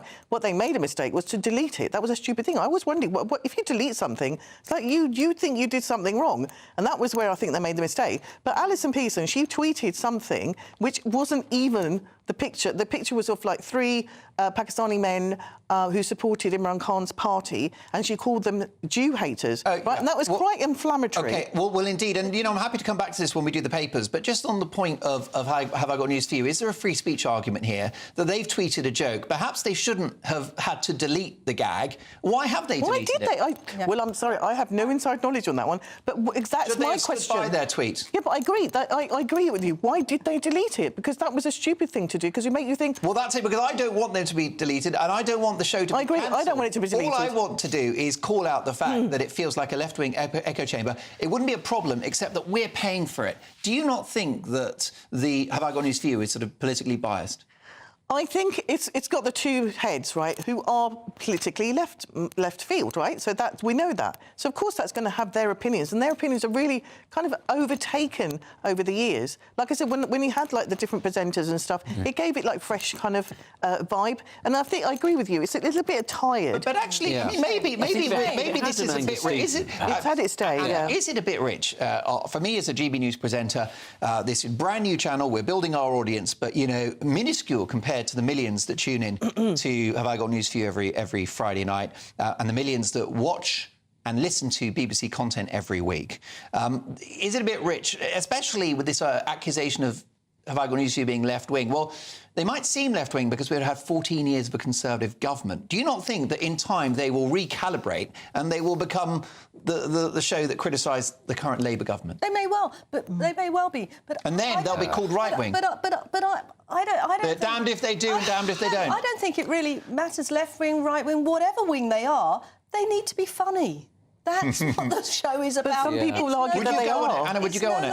Would you go on it? I probably would, actually. Do you think you'd get a fair hearing? I just like to see what it's like. What did you think of... I've come here tonight, Mark, just to see what it's like. You're going to get a rough ride, let me tell you. What did you think of Dame Andrea Jenkins on the show a few weeks ago? Did you catch her performance on that? I'm afraid I didn't. I'm afraid I didn't watch that one either. But I'm sure she put up a robust performance. Yeah, she did well. She did well. What I'd say very briefly is that the opening 150 days of this Labour government have actually been one of the funniest 150 days in living memory. They've been that catastrophic. A good programme, right-wing or left-wing, would be able to make fantastic comedy out of that, and that's not happening on Have I Got News for You. It is happening on Twitter, though, so it can be done. Yeah, and as a lefty, I agree with you. Folks, there you go. Let me tell you that many people would take the view that actually Have I Got News for You is the most successful entertainment format in the history of British TV, and that's why it's still on. But listen, we'll get to that when we do the papers. But next up, obscene.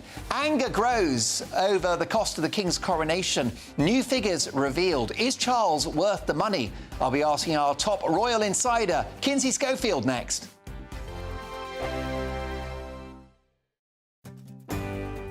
I'm Michael Portillo. This is GB News, the People's Channel, Britain's news channel. Every Saturday, 10 till 12, we'll bring you all of the news that you need to know. We'll also remind you that there is so much to smile about. It's my favourite time of the week. I get to relax, enjoy some light-hearted stories, and let Ellie teach me about fashion too. That's Saturday Morning Live, every Saturday, 10 till 12. Only on GB News, Britain's news channel. GB News Breakfast, every day from 6 a.m. What do you think? Morning. I think we have failed young drivers as a society, and we need to train them better and train them earlier. I think that the idea of stopping them carrying passengers for 6 months is a good idea because you've got peer pressure within a car. So yes, but I think graduated licenses are really difficult. You've got what we call the 3 E's, which is education, educating kids to drive earlier, and engineering, which is making roads better and safer, and then comes enforcement at the end of it. So I think we're failing in these two first ones, the education and the enforcement. I put my kids, all three of them, through a thing called Young Driver, which allows under 17s to drive on private land with ADI instructors and learn the craft of driving and all the below the dashboard stuff and hazard awareness long before they try and do this very compressed period of time to learn about driving. I think we're failing them. So I want to see it in schools, and I want to see them being taught much, much earlier. Nobody's actually pointing the finger of blame, I think, at the young driver, but maybe young drivers don't understand how different it is. You feel you can drive, you've passed your test, and then a load of your friends get in the back, and suddenly the mood is different, the pressure on you as a driver is very different, showing off, just larking around and having a great time. Aisha, how do you feel about the fact that clearly young drivers do need to be protected almost from themselves, don't they? Well, I do agree with some of what Quentin has just said, especially about starting early and especially about getting young people used to the dangers of being on the road. GB News, the People's Channel.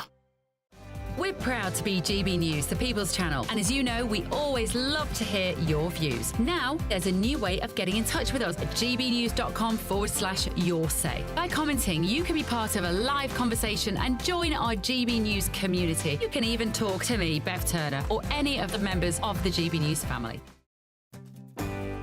I'm Stephen Dixon, and thanks for joining us on GB News, Britain's news channel.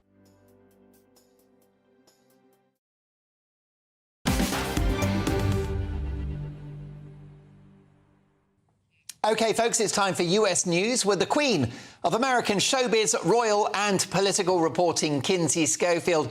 Kinsey, good to see you again. New figures emerge about the cost of King Charles's coronation. Tell me more.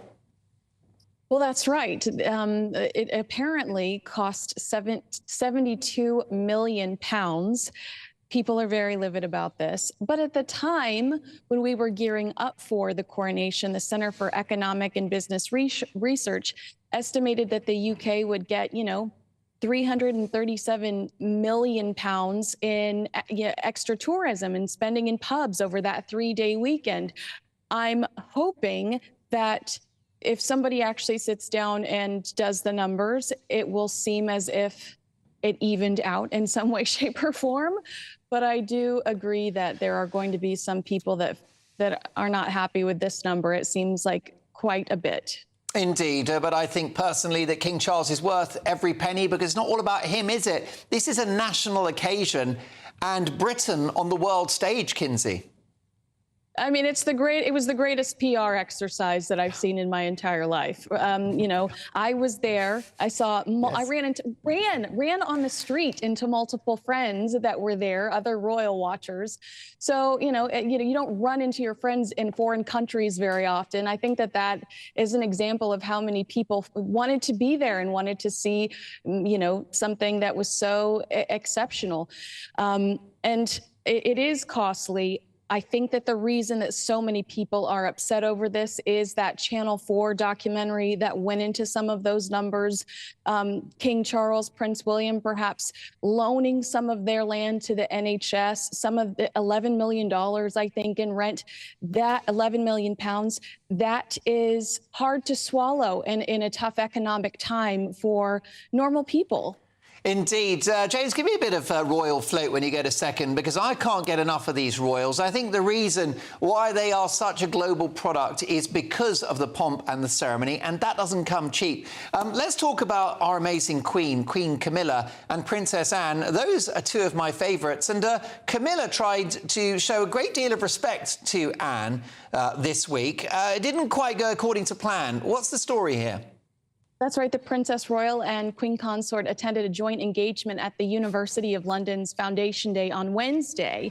And as Chancellor Princess Anne presented Queen Camilla with an honorary Doctorate of Literature certificate as, you know, a nod to her ongoing efforts in promoting literature through campaigns like her book club and her, I love obviously the fact that she has a podcast. And to show respect to Princess Anne, Camilla invited her to enter the room first, breaking a royal protocol rule that has been in place since 1066. And Princess Anne, who is, a stickler for the rules, politely declined, smiled and politely refused, insisting that Queen Camilla enter the room first. Well, that story puts both women in the most flattering light, and I adore Queen Camilla, and I particularly adore and admire Princess Anne, who, in my view, is a real chip off the old block in terms of her amazing mother, Elizabeth. Can we talk about a couple of other mothers? Meghan Markle and Victoria Beckham. It seems like there's trouble in paradise. What's going on? This is actually very interesting to the gossip in me, Mark. We know Meghan has a new show on the horizon with Netflix. There's all sorts of backstory. You can read Tom Bower's Revenge about some pettiness between the two. Meghan and Harry accusing Victoria and David of leaking where Meghan was going to get her hair done. But the new developments are that Meghan has a new Netflix series coming out that's supposed to teach us all about friendship and entertaining. And, a lot of hype for this show that is TBD. We don't know when it's going to be coming out. It's the longest development in history when it comes to developing a TV show, because they've had this deal since 2020. And we just found out that Victoria Beckham's is going to come out before hers, and it's very similar. So apparently there's some beef there. Oh, dear. Meanwhile, we've got a bit of a problem with illegal immigration in this country. You've got folk that come over on the boats. They don't have passports or identification. It's a national security, economic and humanitarian disaster. But it seems another migrant has turned up on these shores, a wealthy American chat show host. What's going on? Yeah, speaking of disaster, sorry, I'm going to go ahead and apologize. Ellen has moved over to your neck of the woods. Ellen DeGeneres with her wife, Portia. This is a house that they purchased about 2 hours out of London before President Trump won the election. But now that he has won the election, it seems like they are selling their Montecito home, and they are going to make the UK their permanent residence because they're so upset over Donald Trump winning. OK, well, there you go. Well, look, welcome, Ellen. I look forward to bumping into you in Tesco, although she's more of a Waitrose person. She's got the budget. Can we finally talk about a programme called Morning Joe? What is Morning Joe, and why are they struggling in the ratings? Morning Joe has spent the last, almost decade absolutely destroying Donald Trump. They have been so vile. They've accused him of being Hitler. You turned it on if you just wanted to hear anti-Trump hate, like hate, hate, hate. And recently they went to visit Donald Trump at Mar-a-Lago, had a sit down with him. They went on TV the next week trying to justify this visit, saying, we just need a relationship with the new administration. And their ratings have plummeted by like 40% because their audience is so irate that they are trying to reach out to Donald Trump, and they just don't want that relationship to exist. They feel like they're two-faced. Whether it's ABC, you've got just all the different channels, NBC, all the rest of it, CNBC, MSNBC. Is establishment media in trouble in America at the moment? Absolutely.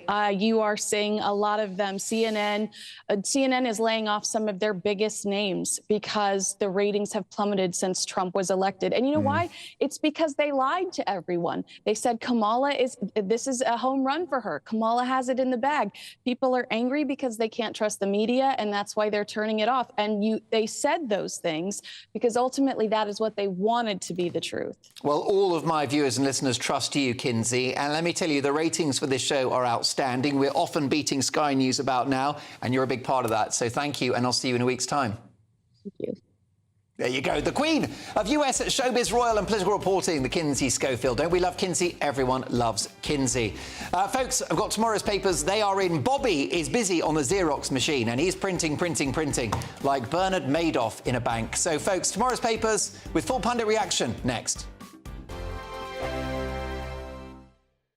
Hello there, welcome to your latest GB News weather from the Met Office. It stays unsettled through into Sunday. Storm Bert continuing to give outbreaks of heavy rain across the country, strong winds as well. And we can see that on the pressure pattern. Bert sat to the west of the UK, bringing in strong winds, outbreaks of heavy rain right through the rest of the weekend. And we can see the rain across much of the UK through this evening and into the early hours. The bright colours indicating some heavy bursts of rain in there. So there could be some local disruption combined with snowmelt across northern England, parts of Scotland as well, as temperatures continue to rise. Double figures overnight across England and Wales, well above where they should be for the time of year, in a huge contrast to what we saw over recent days. Taking a look at Sunday morning, outbreaks of heavy rain across much of England to start the day. Some localised disruption possible is worth checking before travelling. Something a little brighter for Northern Ireland, parts of Scotland to start the day. Still breezy here and particularly windy across parts of the Highlands and Islands, with showery outbreaks of rain here too. Snow continuing to melt where the sun shines as temperatures continue to rise through the morning.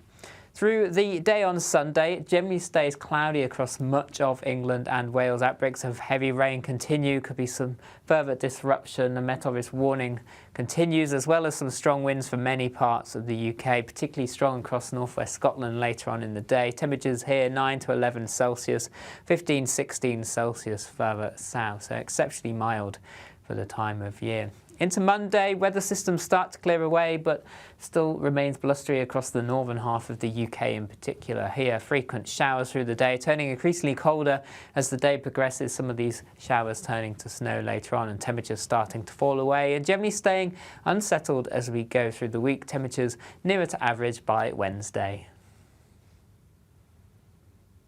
Why go out on a Friday night when Friday night comes straight to your home? Talking about. Join me and my A-team of top pundits. Chemistry tonight is electric. As we tackle the big stories of the day with wit, insight and fearless energy. Man of the people. It's all vibe. Just a filing cabinet on wheels with a tie on. So, order in Friday Night Live with me, Mark Dolan, every Friday at 8, only on GB News, the People's Channel, Britain's news channel. Welcome to State of the Nation, daily plunge into the stories shaping our country. I'm Jacob Rees-Mogg, and Monday to Thursday we bring you the insights, the facts, the truth about how our country is being governed. Because what happens in Downing Street matters down your street. Tune in to State of the Nation every Monday to Thursday, 8 to 9 o'clock. Only on GB News, the People's Channel, Britain's news channel.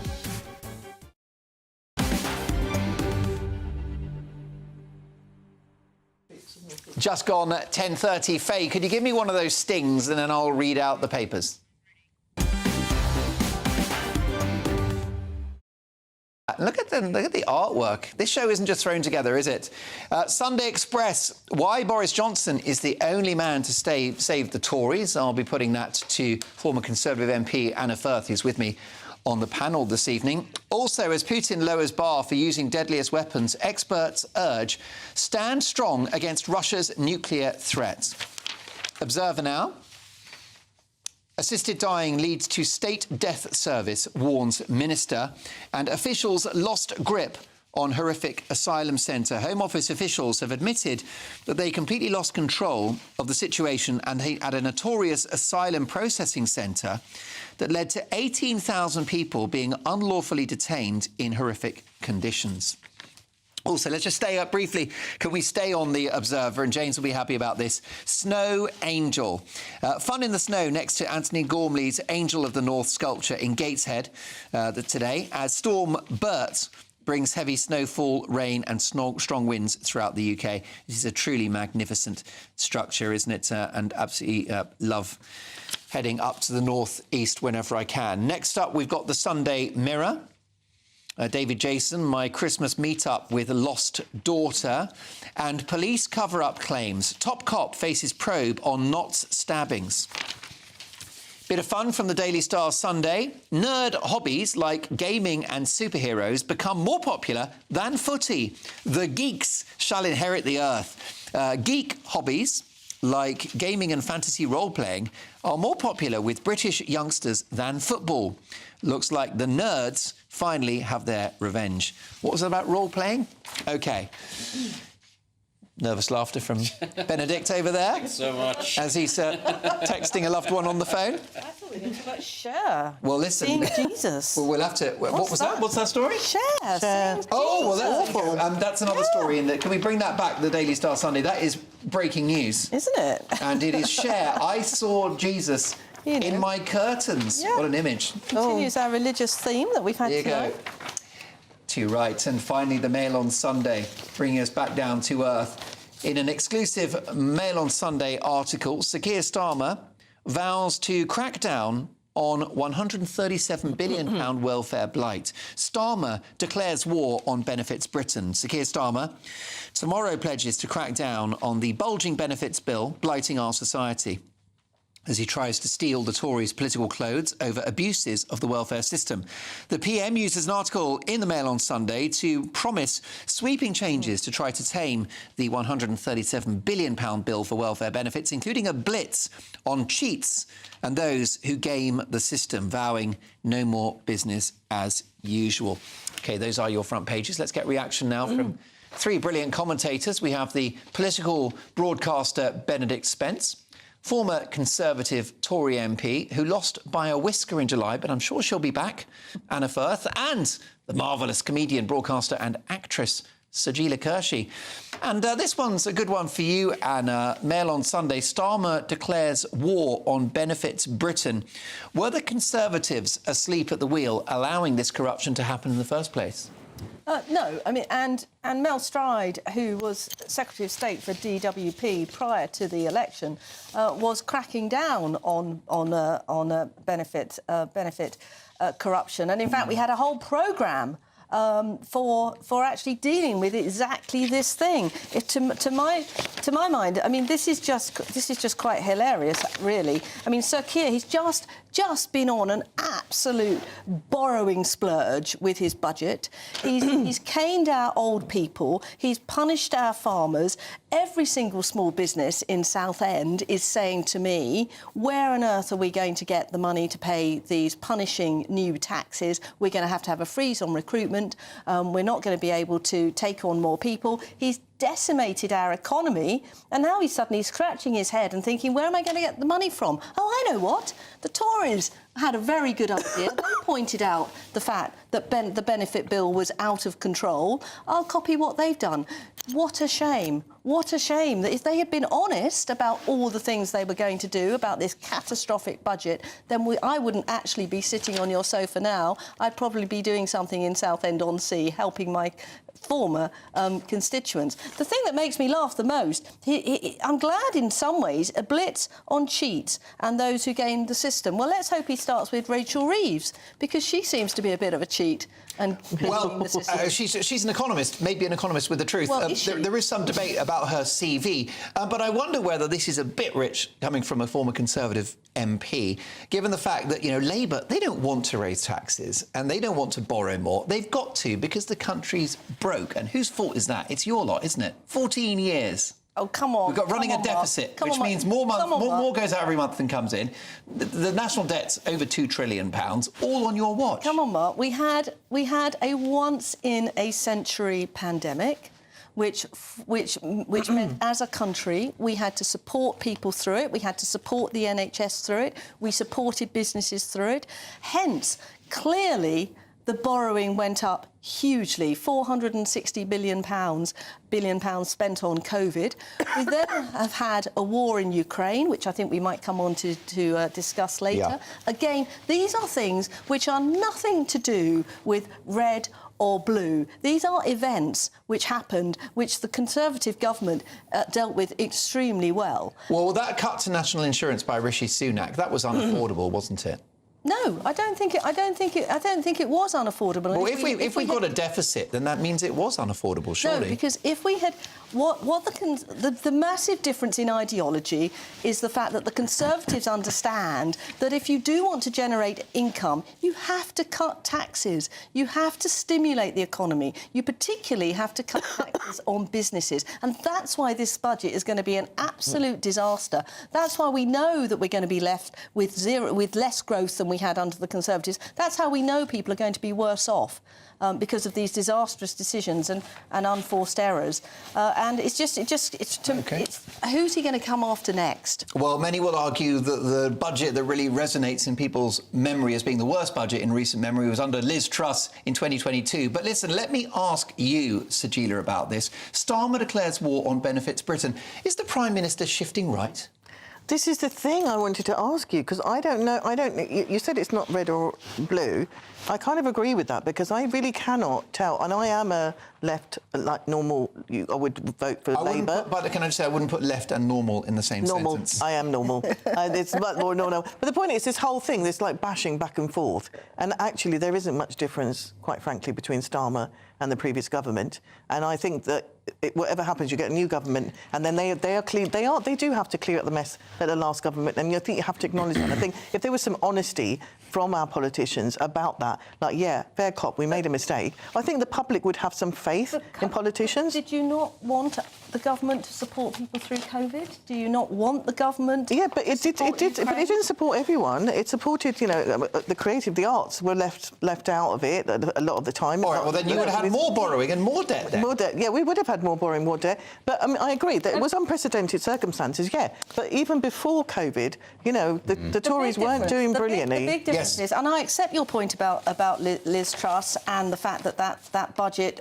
she didn't roll the pitch, she didn't get the Bank of England on side, hence the markets didn't buy it. But the big difference is with her budget is we recognised it, we reversed every single measure, and ultimately she paid the price. Let's now see. Let's take the same approach with Labour. Let's actually now acknowledge that their budget was a disaster, and let's get rid of this Prime Minister. Let's have another general election. We haven't really given him long enough. That's a pretty salivating thought, isn't it? I'm not sure the country's ready, but give us a couple of weeks. I mean, I'm not sure that the country's particularly interested in switching one government that's doing what it's currently doing to another one that'll do just very slightly different. I mean, the fact of the matter is the country was very poorly prepared for the pandemic and the war in Ukraine because it had wasted the previous period of time. The reality of the British economy is that it has been effectively in recession, actually, since the last global financial crisis.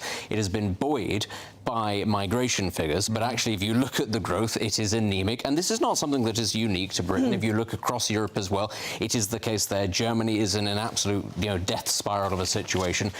This is a continental issue, but you can't get away from the fact that that is because of political decisions. And actually, it is not enough to just say, well, you can get growth by, getting services going very well, or you can get growth by cutting taxes. I'm afraid it requires a little bit more. It requires a much more, forward-thinking industrial policy. And the key thing has to be energy policy. And in this country, we have the most expensive energy prices in the world, which is unforgivable because every independent expert who is not, in fact, either big oil or played up by the Green lobby recognises the UK could be energy independent and have the cheapest prices of oil, of energy, electricity, of anywhere in the developed world if it chose to. It doesn't want to. Why? And this is why, this is very important why, because the actual prospects for using it are very unpopular. People do not like fracking, they do not like nuclear. we've got so 20 this is where or we're 30 talking years about. of gas, haven't we? We've got about 50 years of oil and so 100 you years use of coal. that. You use that to bridge the gap from point A to point B, which is nuclear. And we haven't done that. We had the Liberal Democrats saying, oh, well, you can't do that, it'll take too long. But the Tories did not have the gumption as the party of government to force that through. Do you accept, Benedict, that this budget will actually produce less growth than was predicted? Of course it will. But you can't say that this is a disaster, given that the Labour Party inherited the highest tax burden in living memory several years after the pandemic had in fact come to a halt. This is the problem, and it is why I think, as you said, most people feel that there really isn't much to hold between Well, actually, let me tell you that a debate has kicked off here, and a brand new star on the show, Tory MP, former Tory MP Anna Firth, is not happy with the comments of Benedict Spence, so we're going to keep this going straight after the break. Has Keir Starmer suddenly shifted to the right? Is he the new Nigel Farage? We'll debate that next, plus more front pages. Don't go anywhere. This is GB News, Britain's news channel. As Strictly Come Dancing approaches its iconic Blackpool episode, marking halfway through the competition, visually impaired dancers across the country have spoken out about how groundbreaking the casting of Chris McCausland is, who suffers from, if I hope I'm saying this correctly, retinitis pigmentosa, and they've found him particularly inspiring. We've been talking, Sean, about how the casting of Strictly has been inspiring to so many people, but I imagine there'll be lots of people who are watching this at home finding your story of resilience really inspiring, because you've obviously really been through it. Is dancing something that has sort of, you know, helped keep you going through all of those troubles? And what does it mean to you to see casting like this on a show like Strictly Come Dancing? Like say, all the things I went through. So those 9 years when I wasn't dancing, you know, I was still dancing in my head and just banging on to other people. Very much not just people with sight loss. You know, I've been a big advocate for people with social isolation. So many people on their own now, social anxiety, especially since COVID. And I just want people to get out. The stuff that I'm doing and all the stuff Chris is obviously doing, it will inspire others. Again, like I say, just not people just with sight loss. I had so many people come up to me in the early days, guys, and now that say, you know what, Shawnee, I've seen you do it, so I'm just going to do it. But you just got to get over yourself, because if you if you bother to do the maths, you know, because all it is maths and walking. Yeah. You know, that's all it is. Maths and walking actually sounds quite difficult. Sean, thank you. Oh, come on, mate. Can you shout? Can you walk? Crack on. Sean, you're an inspiration. Thank you, mate, for joining us this morning. Really appreciate it. You're a star, and so glad. Just before I go, I'm just going to say this is Kev. Here's Kev. GB News, the People's Channel. This is Britain's Newsroom, where your voice matters. It's just astonishing. With expert analysis and honest opinion, we don't just keep you informed. We bring you unique perspectives you won't see anywhere else. Can't argue with any of that. When the news happens, it happens here. On Britain's Newsroom, weekdays from 9:30 a.m. Only on GB News. If you want your news to be straight talking... This is the nightmare for the Conservatives again. Down to earth. It's not just Nottingham where this is happening, is it? And most importantly, honest. Hard-working, middle-class taxpayers, they'll get their book thrown at them. Then catch me, Martin Daubney, Monday to Friday, 3 till 6 p.m. on GB News, Britain's news channel. Join me, Nana Akwe, for an informative, interactive news programme with a difference. It's fun. No, he didn't say that, Dave. I'm so surprised. I think there's an element of truth to that. Join me from 3 p.m. every weekend, only on GB News, Britain's news channel.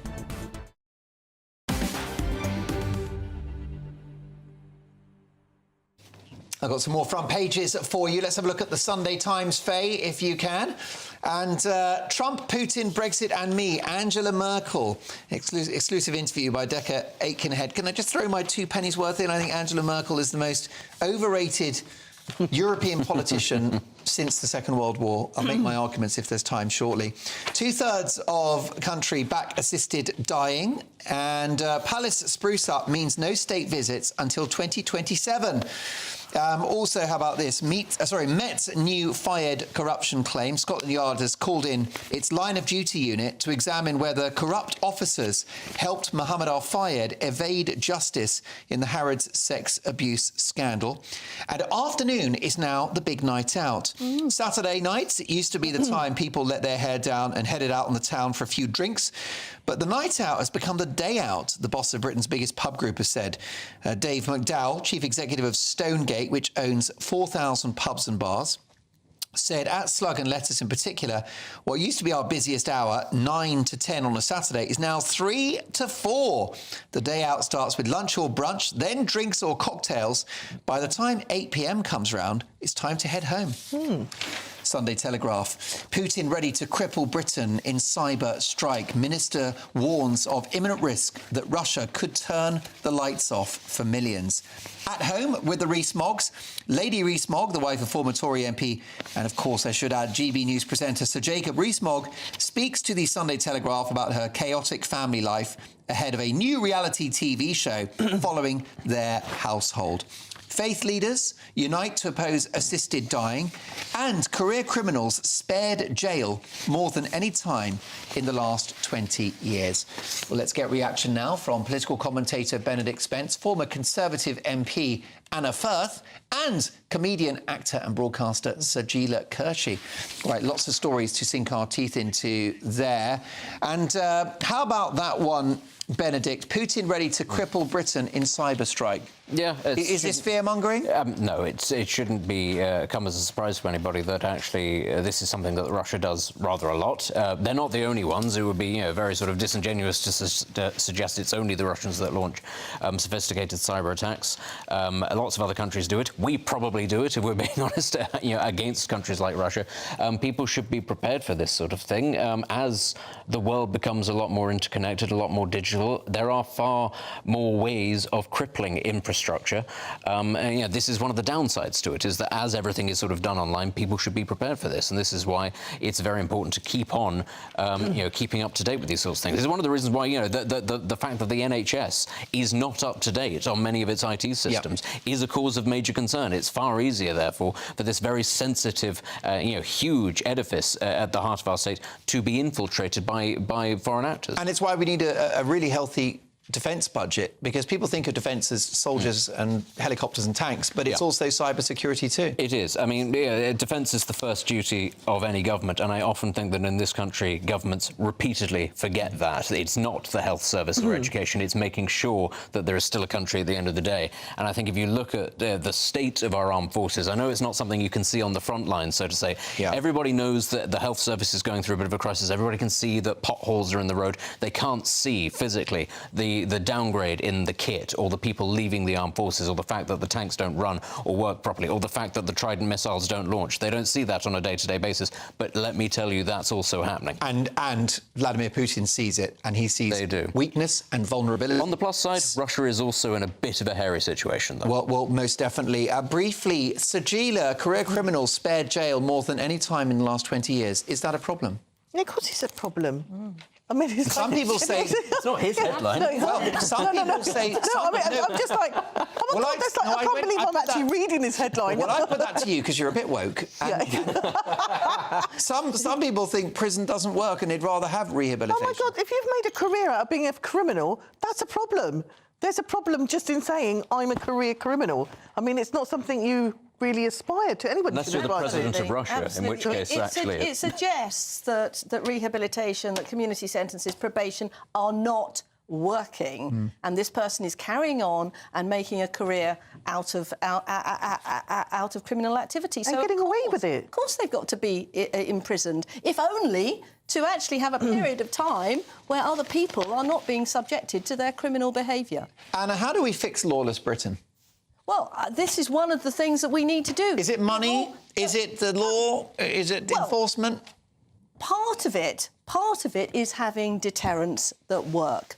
And ultimately, prison is a place where people are prevented from committing crimes, and there is an opportunity in prison to actually try and teach people skills. That's what really needs to happen. And this whole nonsense of actually letting criminals out earlier and earlier, and they've done only 40 I'm going to throw you a bone. The obvious thing to say would be to blame the Tories for not building enough prisons, but one reason why you don't have enough prisons was because of COVID, wasn't it? Because the Justice Department weren't able to build prisons because of the pandemic, and it's something of a backlog plus all of the... Forgive me, Mark. When was George Osborne the Chancellor? Was it during COVID? I forget. It was the Ministry of Justice was the single largest government department that suffered the single largest... 40% cuts. 40% cuts. Yeah, but that was because of Labour's mess and the credit crunch, wasn't it? So the response to a Labour government is to close all the prisons. We would have Wonderful. more space in our prisons if we deported all the foreign national offenders who are still in them. Or if you'd sorted out planning reform, then you could have built more. Anna, before you go, are the Tories going to have to do a deal with reform in order to regain power in 4 years' time? No, not at all. No, I don't. How can you do a deal with a party who says that it is completely out to try and destroy the Conservatives? Who would do a deal with someone who is saying that about their party? A party that can't achieve power without them. No, because what the Labour Party have done is show their true colours. They are already showing how economically incompetent they are, and when it comes to the economy and since the budget, it's actually been the Conservatives that have been making the arguments. It's actually been Mel Stride at the dispatch box. It's been Kemi. OK. It hasn't been reform.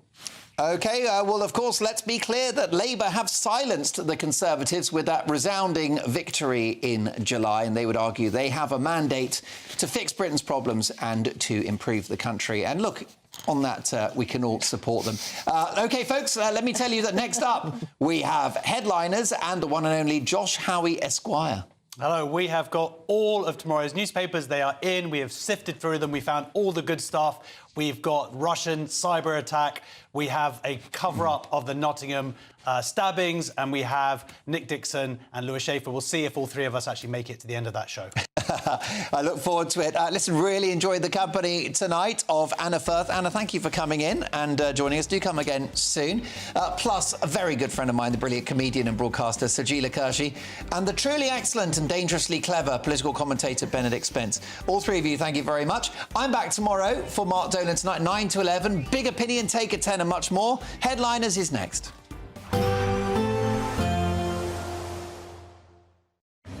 A nice bright morning will generate a lovely warm day, right through to the evening. Boxed Solar, sponsors of weather on GB News.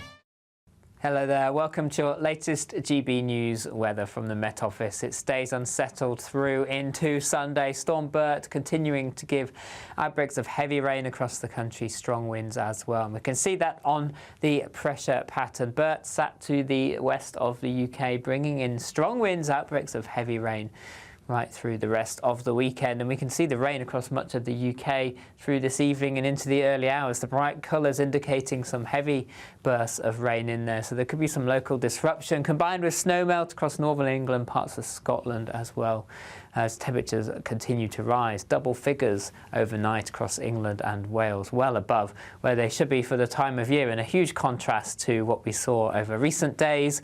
Taking a look at Sunday morning, outbreaks of heavy rain across much of England to start the day. Some localised disruption possible is worth checking before travelling. Something a little brighter for Northern Ireland, parts of Scotland to start the day. Still breezy here and particularly windy across parts of the Highlands and Islands, with showery outbreaks of rain here too. Snow continuing to melt where the sun shines as temperatures continue to rise through the morning. Through the day on Sunday, it generally stays cloudy across much of England and Wales. Outbreaks of heavy rain continue. Could be some further disruption. The Met Office warning continues, as well as some strong winds for many parts of the UK, particularly strong across northwest Scotland later on in the day. Temperatures here 9 to 11 Celsius, 15, 16 Celsius further south, so exceptionally mild for the time of year. Into Monday, weather systems start to clear away, but still remains blustery across the northern half of the UK in particular. Here, frequent showers through the day, turning increasingly colder as the day progresses. Some of these showers turning to snow later on, and temperatures starting to fall away, and generally staying unsettled as we go through the week. Temperatures nearer to average by Wednesday. Heavy showers first thing will be followed by a warm, cosy day. Boxed Boilers, sponsors of weather on GB News. It's our festive treat to you. Your chance to win an incredible £50,000 in tax-free cash. Our biggest ever Great British giveaway. What would you spend £50,000 on in the coming year? Spectacular holidays, a brand new car, home improvements, or maybe you'd just like to save it for a special occasion. For your chance to win £50,000 cash, text cash to 632